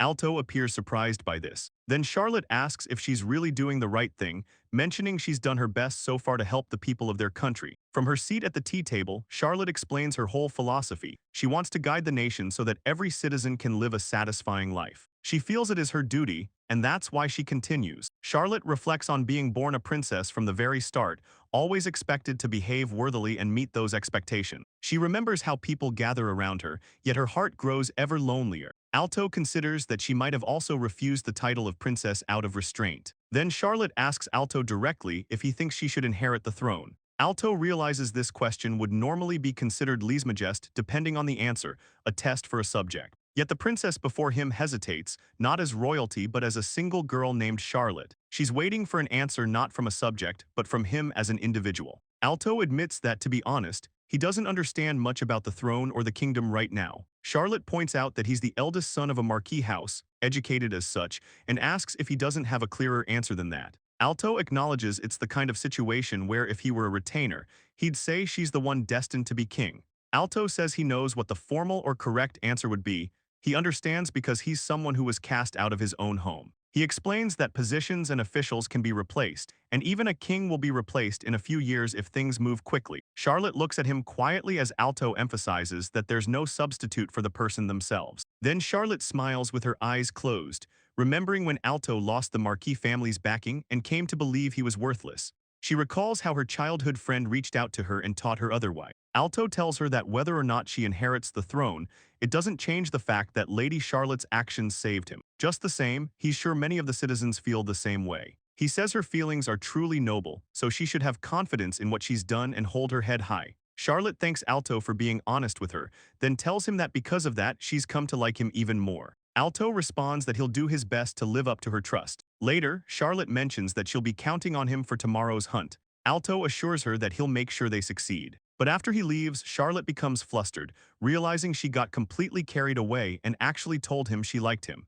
The next day arrives and monsters have appeared in both tunnel locations. The unit splits into two groups to handle the situation. Frankie and Alto take charge of the southern tunnel while Charlotte, Mia, and Lily handle the eastern tunnel. The operation starts with orders to respond swiftly but precisely. Inside the south tunnel, Frankie establishes that he's the leader now and Alto better listen to what he says. He comments that Alto seems to have made himself a bit useful while Frankie wasn't around. Then Frankie warns him that from here on out, packs of monsters show up that even struggle adventurers have trouble with, so it's not as easy as Alto might think. Alto confirms he understands. Frankie continues his warning, explaining that he's seen plenty of people freeze up and fail to move when it really matters, no matter how talented they were. Some have even lost their lives on their very first mission. He tells Alto that if he thinks the situation is bad, he should speak up right away since Frankie doesn't want the mission getting dragged down. Alto responds with determination that he'll do his very best. Suddenly, a monster shows up already. Frankie notes its appearance, but then realizes it's just an E-rank goblin. He wonders what the hell is going on since he heard the monsters were really strong. Frankie questions whether Captain Arthur was the better pick after all. As the goblin approaches, Frankie notices something strange about its outfit, wondering if it's some kind of special model. Frankie comments that the monsters really are weak after all. Alto agrees but notes that it certainly didn't feel like a normal goblin, though it didn't feel that strong either. Frankie wonders if the town's adventurers were unable to win because they couldn't pierce the monster's clothing. Alto reflects that it felt like a trash monster that didn't even require using skills. Still, Frankie senses something feels off about the whole situation though. An hour passes since they entered the tunnel. A massive spider-like monster appears before them. Frankie notes they've taken down about 10 of these things already, but the place just keeps going deeper. Alto observes that it really is just like a dungeon. After defeating the monster, Alto points out that the amount of encounters is abnormal. The frequency is increasing the further in they go. Frankie agrees, noting it's as if someone intentionally settled monsters here. Unlike a dungeon where monsters just spawn out of nowhere, these seem deliberately placed. Then Alto notices something concerning. There's a well-maintained road marked on the map, but it's not actually on the route they're taking. The path ahead shows signs of collapse. Suddenly, Alto warns Frankie that there are multiple monsters up ahead, and they look pretty strong this time. But Frankie responds that it's perfect, saying they've just been small fry so far and he didn't get a chance to show off. Alto confirms he's ready, and Frankie says the stronger they are, the more he'll enjoy taking them down. Their mission this time is to annihilate the monsters after all. The two continue pushing deeper into the tunnel. They encounter a massive creature, and Alto identifies it as a king lizardman, an A-rank monster. Their power and speed are incomparable to a normal lizardman, and Frankie notes they're boss-tier enemies for a mid-scale dungeon. He explains that hellhounds are A-rank because of their coordination, but these guys are A-rank individually. Then Alto looks ahead and realizes there are 7 of them waiting in the tunnel. Frankie asks if Alto is getting cold feet, but Alto responds that he can fight right now if Frankie says so. Frankie warns him that he's sure Alto already knows this, but not to let his guard down during the battle. Alto prepares himself as the King Lizardmen begin their approach. Meanwhile, Frankie declares he'll end this in one shot and unleashes Dragon's Breath, a powerful attack and high-level skill that should break through any barrier. Frankie proclaims this is the end as the massive blast of magic crashes into the King Lizardman. Frankie is stunned. His advanced skill didn't even chip them down. Alto observes that it's just like the hellhounds they fought before, noting how all of these monsters are shrouded in powerful barriers. Frankie calls out to push through anyway, pointing out that the barrier is already on the verge of breaking from his attack. The two continue their assault, shattering through the magical defenses as they engage the King Lizardmen in close combat. Then Alto and Frankie tear through the King Lizardmen with explosive force, their attacks landing with devastating impact as they cut down the monsters. The battle continues as more enemies appear ahead, and Frankie spots the next wave already approaching. The combat continues with more King Lizardmen falling. Frankie declares it's nothing he can't handle, but then realizes there are still 5 more left. He starts to call out to Alto, checking if he's okay, but thinks to himself that no matter how top of the class Alto was, this should be too much for a rookie. Suddenly, the remaining King Lizardmen crumble and collapse. Frankie's eyes go wide with shock as Alto calmly notes that he thinks that's all of them. Frankie just stares in disbelief, wondering who the hell this guy is. Alto doesn't even seem to care about the difference in their aptitude results. Alto points out there are still monsters ahead, and when he checks the map, he notices there's an A-rank monster sitting right in that location. At this rate, they'll reach the deepest part in no time. Meanwhile, Frankie gets all fired up, declaring he'll show Alto how to handle a powerful foe. Hell, bring on an S-rank if it comes to that. The two of them press deeper into the tunnel system. Eventually, they emerge into this massive open chamber where a circular opening high above lets in light from outside. The corpse of an enormous monster lies defeated on the ground, and Frankie observes they've come out into quite a large area. But then Alto stares ahead in complete shock. There's a massive dragon deep inside the tunnel, and this thing is twice as big as any dragon he's ever seen. Frankie theorizes that normally someone would think it kept absorbing mana from the magic stones left in the mine, and that's probably what's going on here, but it feels more likely that someone artificially enlarged it. Suddenly, the enormous armored dragon spots them and roars, demanding to know who the hell they are. The dragon spots the incoming attack and roars again, questioning if the soldier attacking is some kind of elite fighter. Frankie launches his fireball spell at the massive creature, and the explosion hits with tremendous force, engulfing the dragon in flames and smoke. The dragon takes the hit but immediately recovers, growling that their attack is coming. Then the enormous beast charges forward at full speed toward Alto and Frankie, its massive form barreling down on them with devastating momentum. Frankie unleashes Dragon Breath while Alto activates Fire Lance. Both fighters launch their most powerful offensive spells simultaneously, their magical attacks streaking through the air toward the charging dragon. The two devastating spells converge on their target. The combined magical assault explodes against the dragon with massive force, but when the smoke clears, Alto notes it's exactly as he expected, not even a scratch on the creature. He observes the incredible defense the dragon possesses. Meanwhile, the dragon mocks them, declaring that idiots like them won't be able to damage it with attacks like that. Then Alto quickly formulates a new strategy, instructing Frankie to fire on one point and aim for the base of the dragon's right leg. Frankie catches on, realizing that if this works they can take out both the barrier and one of its legs. Alto confirms he understands the plan. The two fighters coordinate their assault, with Frankie yelling to fire away and Alto responding as they both unleash focused attacks on the same target point. Their concentrated attacks slam into the dragon's leg, but Frankie exclaims in frustration that this thing is way too tough. Alto curses, noting they haven't even managed to break through the barrier yet despite their focused assault. Suddenly, Frankie sees the dragon preparing its counterattack and yells for Alto to cast defensive magic with everything he's got. The dragon's devastating counterstrike comes crashing down as Frankie screams from the overwhelming power of the attack. The dragon's devastating counterattack slams into them with overwhelming force. The explosion engulfs everything, the hexagonal barrier pattern shattering under the massive impact. Alto gets thrown back hard by the blast, and Frankie yells out asking if the newbie is okay. Alto recovers from the hit, and his expression shifts to something intense and focused. He realizes the power he's facing is on a whole different level, and he has to defeat it before the barrier gets completely destroyed. Alto prepares his counterattack, gathering dark energy around him and launching a massive strike back at the dragon.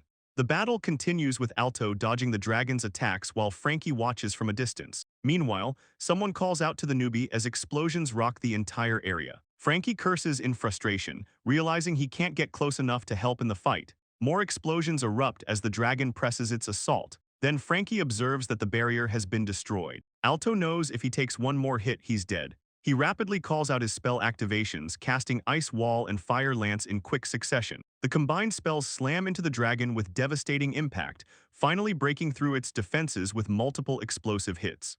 But the dragon roars at Alto, demanding his attention and telling him not to dare ignore it. Its massive eye glares menacingly as it attacks with fury. Alto responds by rapidly activating Ice Wall and Fire Lance again. The spells converge on the dragon in a massive explosion of magical power. Suddenly, Alto launches himself at the dragon with incredible speed. He unleashes a relentless barrage of attacks, striking the creature over and over. Each hit lands with devastating force as Alto presses his advantage. The dragon takes the full brunt of the assault, multiple impacts showing the damage accumulating across its body. Alto fights to stay composed as the dragon keeps targeting him. The guy realizes whether it's instinct or intelligence.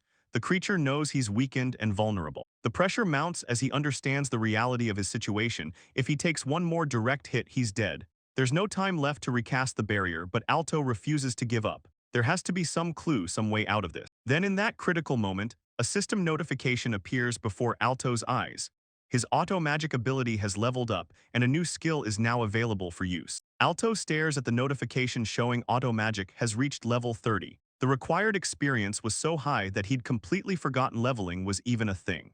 Alto calls out to Frankie, asking if he can keep the dragon's attention for a little while. He pulls out a scent ball, a condensed substance that monsters love, used by burning it. Frankie immediately casts Fireball to ignite it, though he yells at Alto for not handing something like this over sooner. Alto apologizes but says there may be a way to break through this situation. The dragon makes a dismissive sound as it advances, but Frankie just grins, saying Alto has finally learned to rely on his strength. Then the dragon launches a brutal assault with massive claw strikes toward Frankie's position. Frankie engages the dragon head-on, his expression fierce and determined, telling Alto not to just say a little, declaring he'll keep this up for hours if needed. Meanwhile, the dragon gets distracted by the scent ball as Frankie thanks Alto. Alto stares at the system notification in front of him. The simultaneous activation count has increased, and more importantly, instant scripting is now available. The notification confirms level 30 has been reached, unlocking instant scripting and increasing his simultaneous activation count to 32. Alto realizes this ability was already more powerful than a high-level skill even before, and with this upgrade, he might be able to achieve some truly off-the-charts firepower. Then Alto calls out to Frankie, apologizing for keeping him waiting. He explains that he's about to unleash a high-powered skill he's never used before. Since it's his first time using this, it might misfire, so he asks Frankie to be careful. Frankie yells back that he wasn't waiting and it's only been like 5 minutes. But Frankie looks on with growing concern. He can't believe that after showing off that much nonsensical power, Alto can still increase his output. Alto crouches down, hands outstretched, and activates Fire Lance. Suddenly, a massive Fire Lance erupts from Alto's position, far larger than anything seen before. The spell shatters the air with its raw power. Frankie can't believe his eyes, having never seen a Fire Lance this huge before. The enormous Fire Lance strikes the dragon with devastating force.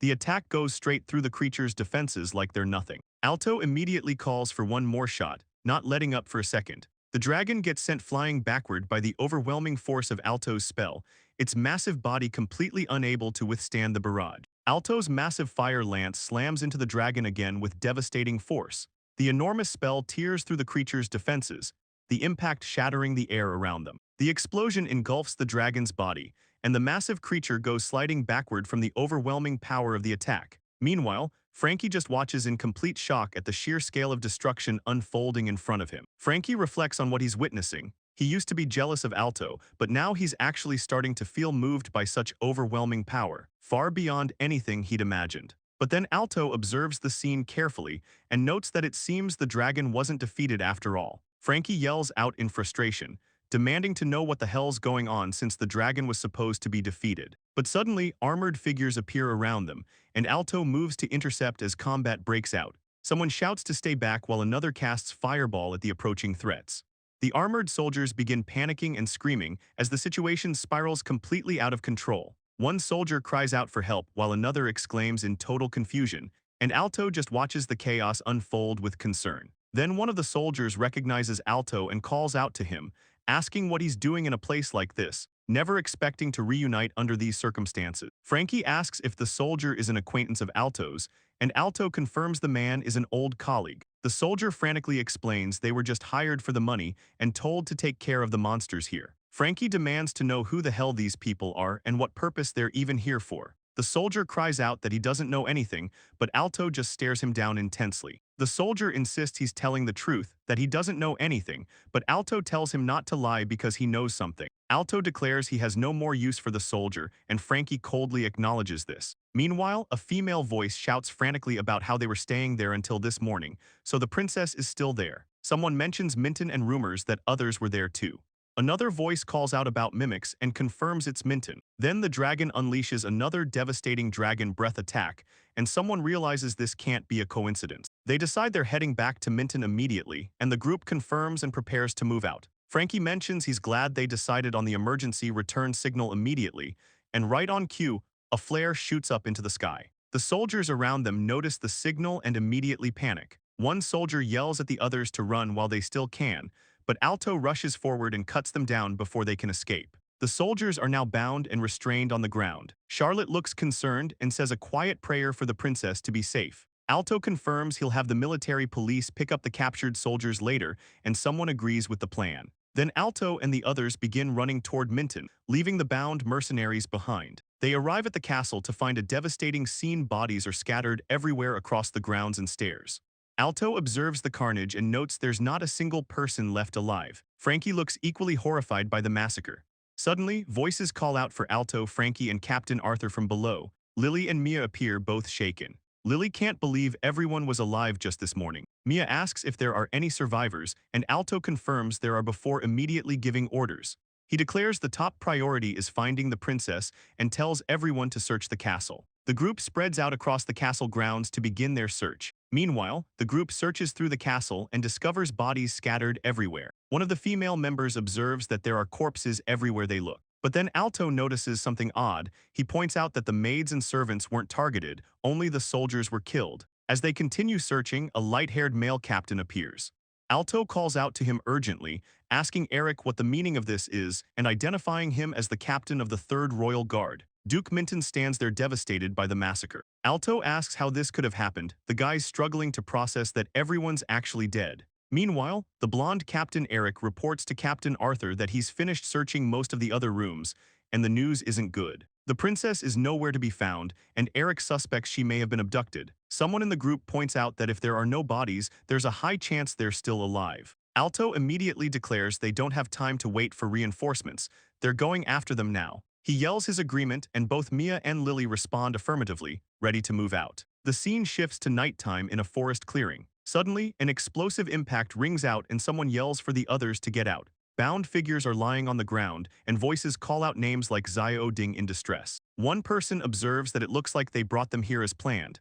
A bound captive shouts to be let go. Then Minister Wilo appears and Charlotte recognizes him immediately. She calls out his name even while bound. Wilo just laughs and asks what on earth she's talking about, saying it can't be helped. He orders someone to take off everything except for her arms. But Duke Minton's voice breaks through, and Wilo realizes his voice gave him away as he calls out to Princess Charlotte. Wilo delivers a cold speech about how the princess, the second most powerful person in this country, is now kneeling before him covered in blood. Charlotte demands to know why Wilo has resorted to such violence. Duke Minton smiles wickedly beside her. Wilo calmly explains this is no reckless act, everything was planned in advance. He reveals that this is exactly why he was able to lure her out here deep into the mountain. Wilo spreads his arms dramatically and declares that this plan will only be complete once he's killed Charlotte. Charlotte, still bound, fires back. If all he wants is to kill her, he should have just done it back at Minton Castle. But Wilo tells her not to be so impatient, reassuring the princess that he'll kill her properly. Charlotte demands to know why he had to drag everyone in Minton Castle into this.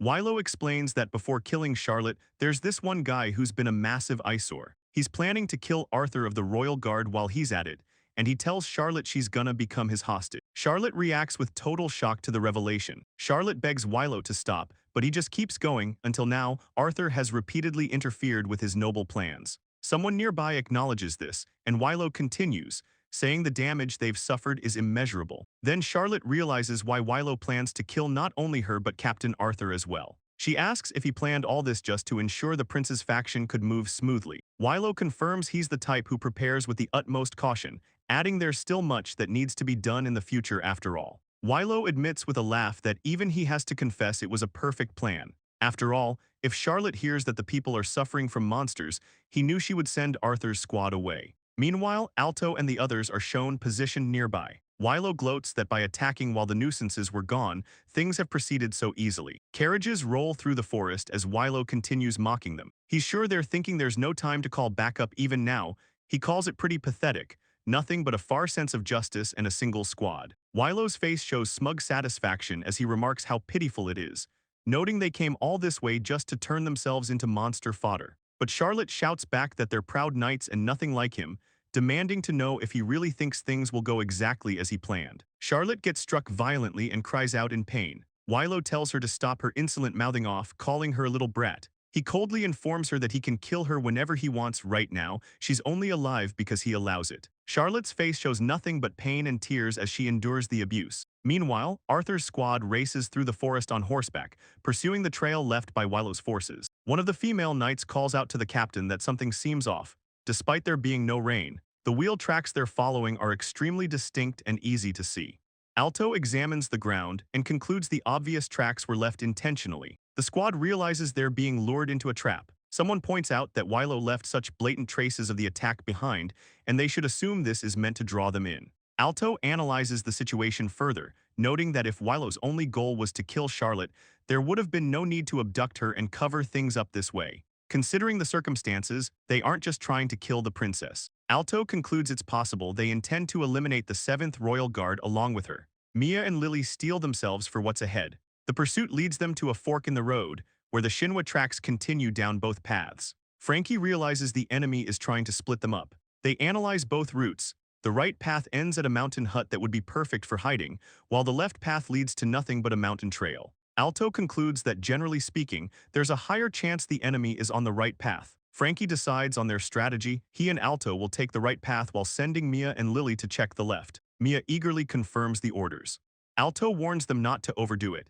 And though he's uneasy about sending only the rookies, he acknowledges their abilities. He instructs them that if they find the princess, they should signal with a massive fire lance and the rest of the squad will rush there immediately. The group confirms they understand. Moving down the left path, the female knight comments that the princess might not be on this route since it's practically just a game trail now. But then Alto finds fresh wheel tracks in the grass. He calls out that he's found them. Ahead through the vegetation, Alto spots a light in the distance. Alto activates his fire lance to signal the others that the princess has been found. Through the trees, they can see Charlotte bound and held captive by Duke Wilo and a masked figure. Wilo calls out for them not to come any closer, commenting that it's the one who isn't Arthur. He says it doesn't matter though, since he planned on finishing them both off anyway. Alto recognizes the minister with shock. Wilo continues that the only difference is who goes first and who goes last. Charlotte shouts at Duke Wilo, demanding if he even realizes what he's doing. She declares that she is the princess, and what he's doing constitutes high treason. Wilo mutters the words back with a hint of concern on his face. But then the masked figure beside him smiles and asks who exactly can prove that. Wilo regains his composure and adds that none of them will be leaving here alive anyway. The masked figure begins chanting an incantation, speaking in an ancient magical language while forming hand gestures. Lily recognizes the magic circle and incantation forming, realizing something dangerous is coming. The masked figure completes the spell and activates Fireball. The Fireball attack launches with devastating force. Alto and Lily both react with shock as the magical assault comes at them. Meanwhile, Charlotte, still restrained by Wilo, laughs and asks if it isn't magnificent. The masked figure calls forth their servant, the great dragon Skulded, and the massive skeletal dragon emerges with a roar. The figure commands it to kill Alto and his group. The undead creature looms over them, its enormous bone structure casting shadows across the battlefield. Alto immediately responds by stacking his abilities, activating physical buff and magic buff before casting Fire Lance. The enhanced spell slams into the skeletal dragon with increased power. Alto strains from the effort while Lily continues fighting alongside him. Meanwhile, Alto analyzes the situation rapidly. Even with an attack powered by both physical and magical buffs at maximum power, the dragon didn't even flinch. But then he notices something important. It looks like this thing can't fly. He prepares another fire lance, adjusting his strategy based on this observation. Alto declares he'll crush the skeletal dragon's legs and take away its mobility. His enhanced attacks slam into the creature's limb structures with devastating force, explosions erupting where his magic connects with bone. Then Alto asks if Duke Wilo raised those monsters. Duke Minton comments that the monsters Alto has been fighting yesterday and today were quite tough, and Charlotte agrees they were quite tough indeed. Duke Wilo laughs and explains it's all thanks to that idiot dog who sold it to him so easily, allowing him to complete the project. Alto reacts with shock, realizing Eraso and Dog were involved in this scheme. The explanation continues. After analyzing its composition, they managed to create the strongest dragon. Duke Wilo boasts that they succeeded in making it the hardest of all. Then the revelation hits. The dragon in the mine was also part of this plan. The traces detected on that idiot's sword showed it was powerful enough to keep a legendary S-rank dragon zombie sealed away, a powerful barrier skill using lost magic of the old generation. Down below, Alto stands there processing the full scope of their conspiracy. Meanwhile, Duke Wilo dismisses the mine dragon as just a half-baked failure. Someone warns that Wiro let his guard down, but Duke Minton protests that he'd appreciate if they didn't lump that failure in with this perfected creation. Suddenly something happens that makes someone react with alarm. The skeletal dragon moves in the forest. Lily casts Dispel Shot, her magic striking the skeletal dragon hard. Alto yells for her to go, noting that the barrier is gone. Lily charges forward as someone activates Holy Sword, the weapon glowing with sacred energy as she closes in for the attack. But Duke Wilo just laughs, declaring he wasn't being careless. His barrier magic has achieved complete fusion with the dragon's body tissues, and he proclaims that no matter what they do, it's useless. Lily stares in shock at the dragon being completely unscathed despite her attack. She realizes that no matter how much she tries to nullify it, this barrier is fundamentally different from anything she's faced before. Duke Wilo boasts about what he's obtained, the massive frame, the research, the destructive results and power. He notes how impressive it all is, mentioning he wasn't able to gain much combat experience out in the open after all. Someone comments that it's time to wrap things up. Then Duke Wilo commands the skeletal dragon to finish Alto, calling out to Great Dragon Scolded as the creature unleashes a devastating attack. Lily yells out a warning about dragon breath and tells everyone to get back, immediately activating Ice Wall. Divine Barrier goes up as well. Alto realizes the situation is bad, like really bad, between the heat wave and the massive range. The attack spread is way too wide to dodge. Then the dragon's breath attack slams into them with explosive force, blowing everyone back. Someone calls out for Miss Lily. Alto yells for both Lily and Mia as the blast tears through their defensive position. Ice Wall activates again as someone asks if Lily and Mia are okay.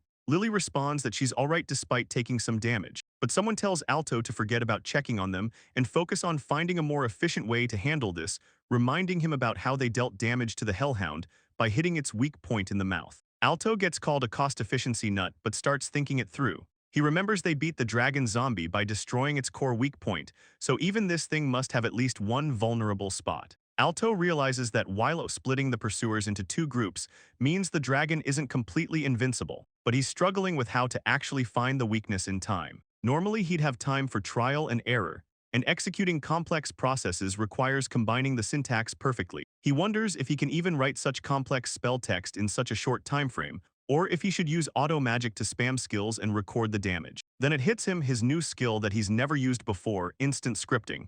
It's because of a different method, some kind of new approach he hasn't tried yet. Alto activates instant transcription. The spell's designed to shower the opponent's entire body with fireball and calculate the damage from each hit, identifying the exact spot where it deals the most damage. Magical text and calculations start appearing rapidly. Alto realizes something that would have taken him hours to complete before is happening almost instantaneously. Alto activates Weakness Scan, and an observer notes that he's firing 32-shot bursts over and over without stopping. Lily remarks that he's basically peppering the dragon's entire body with attacks, hitting it everywhere at once.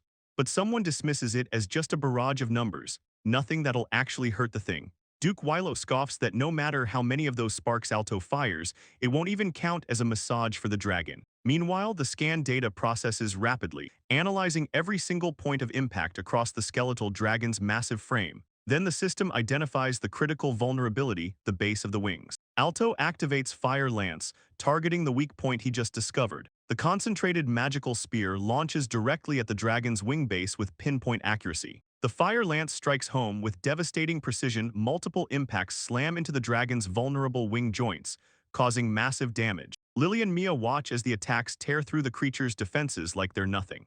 But the assault continues. Holy Sword activates, followed by Ice Lance. The combined magical bombardment hammers the dragon's weak points relentlessly, each spell striking exactly where it needs to for maximum effect. Then the dragon collapses. Someone shouts that they won, celebrating Alto's success with pure excitement. Duke Wilo just stares in disbelief, declaring it impossible. There's no way this just happened. The masked figure cries out in pain as the undead dragon crumbles beneath them. Duke Wilo curses, insisting this isn't how it's supposed to be, that everything's gone wrong. Lily casts ice shots straight at Duke Wilo, and the Duke screams as the attack slams into him. He yells at them, demanding to know what the hell they're doing. Then Lily follows up with Ice Hand, completely restraining him. Meanwhile, Alto rushes over to check on Princess Charlotte, asking if she's alright. Charlotte's lying there injured and exhausted, barely able to get any words out. She calls out Alto's name weakly. Alto rushes to her side and tells her she's safe now, asking if she's hurt anywhere. Charlotte reaches toward him, calling his name again. Lily and Mia are watching the whole scene with shocked expressions plastered on their faces.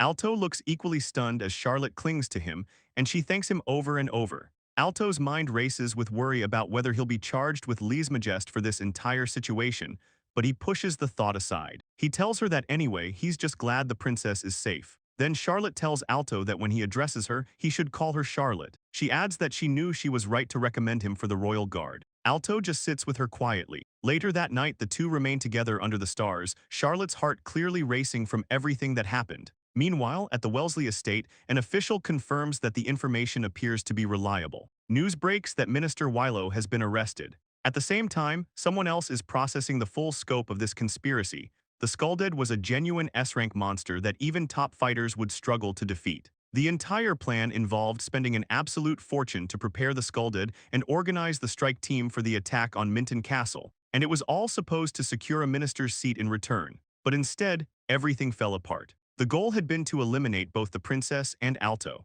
Someone reports to their master about the person who defeated the Skulldead.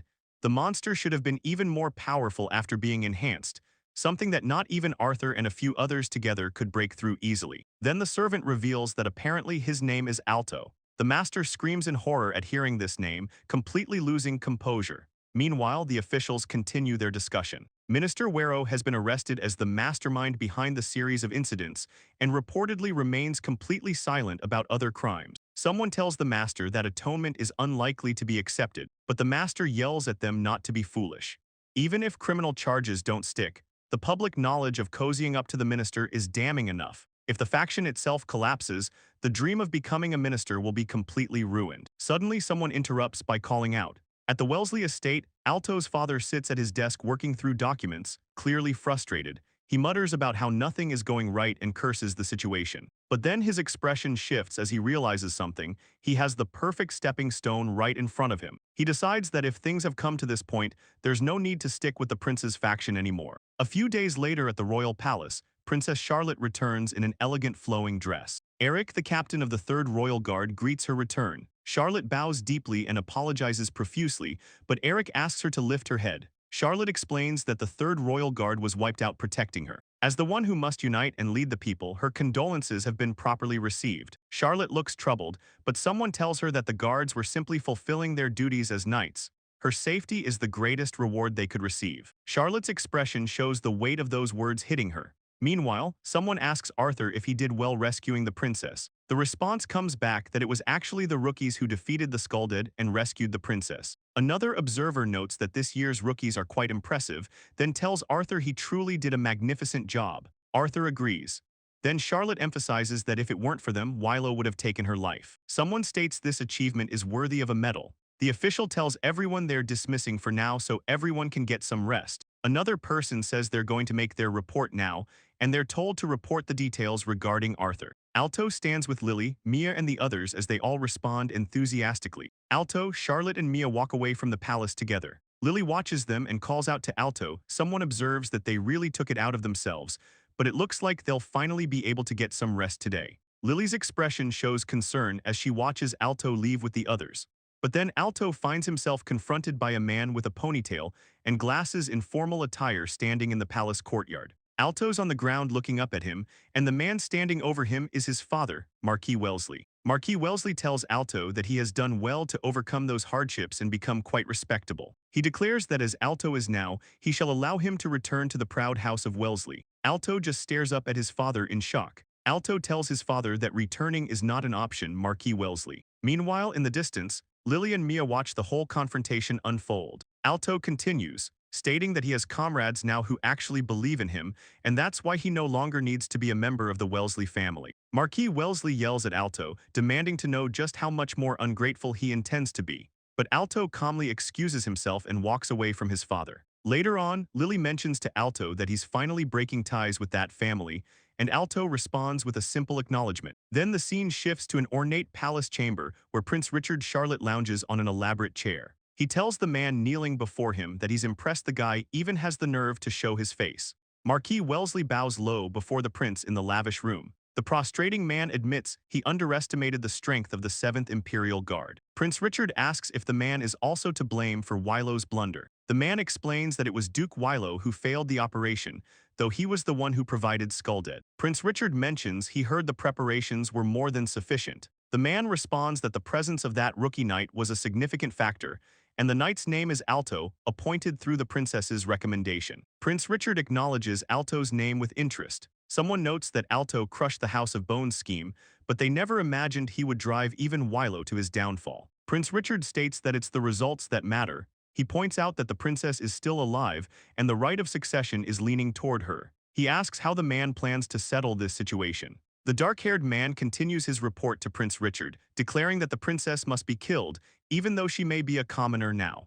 Meanwhile, in the lower portion of the chamber, a blonde noblewoman responds dismissively, saying that talk is cheap. But the man counters, explaining that when it comes to the Wellesley family, no one surpasses him in gathering information, since Alto was once the eldest son of his household. The woman tells him she won't trust him until she sees results with her own eyes, demanding he prove his usefulness to her. The man bows and confirms he understands, stating he'll begin the preparations immediately. Then, a few days later at the Wellesley estate, someone bursts in asking the master if it's really true. The dark-haired man responds that it's no problem and in fact he needs to cause a bit of commotion. But Marquis Wellesley protests intensely, warning that if they do that, the country might fall into a state of chaos beyond their control. The dark-haired man explains the plan calmly. The goal is to disperse the knights away from the royal capital by selecting someone usable within the range of their control. He adds that they don't even need to defeat the knights since they're nothing more than a distraction after all. The dark-haired man sits at an ornate desk as someone responds that they understand and will comply.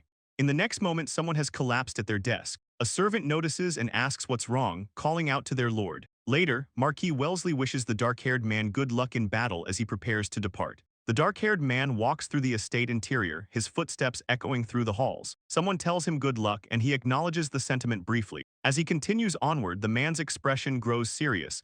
He reflects that it seems he too must prepare for the worst. He declares they'll use the great sinner Camilla as part of their contingency plan.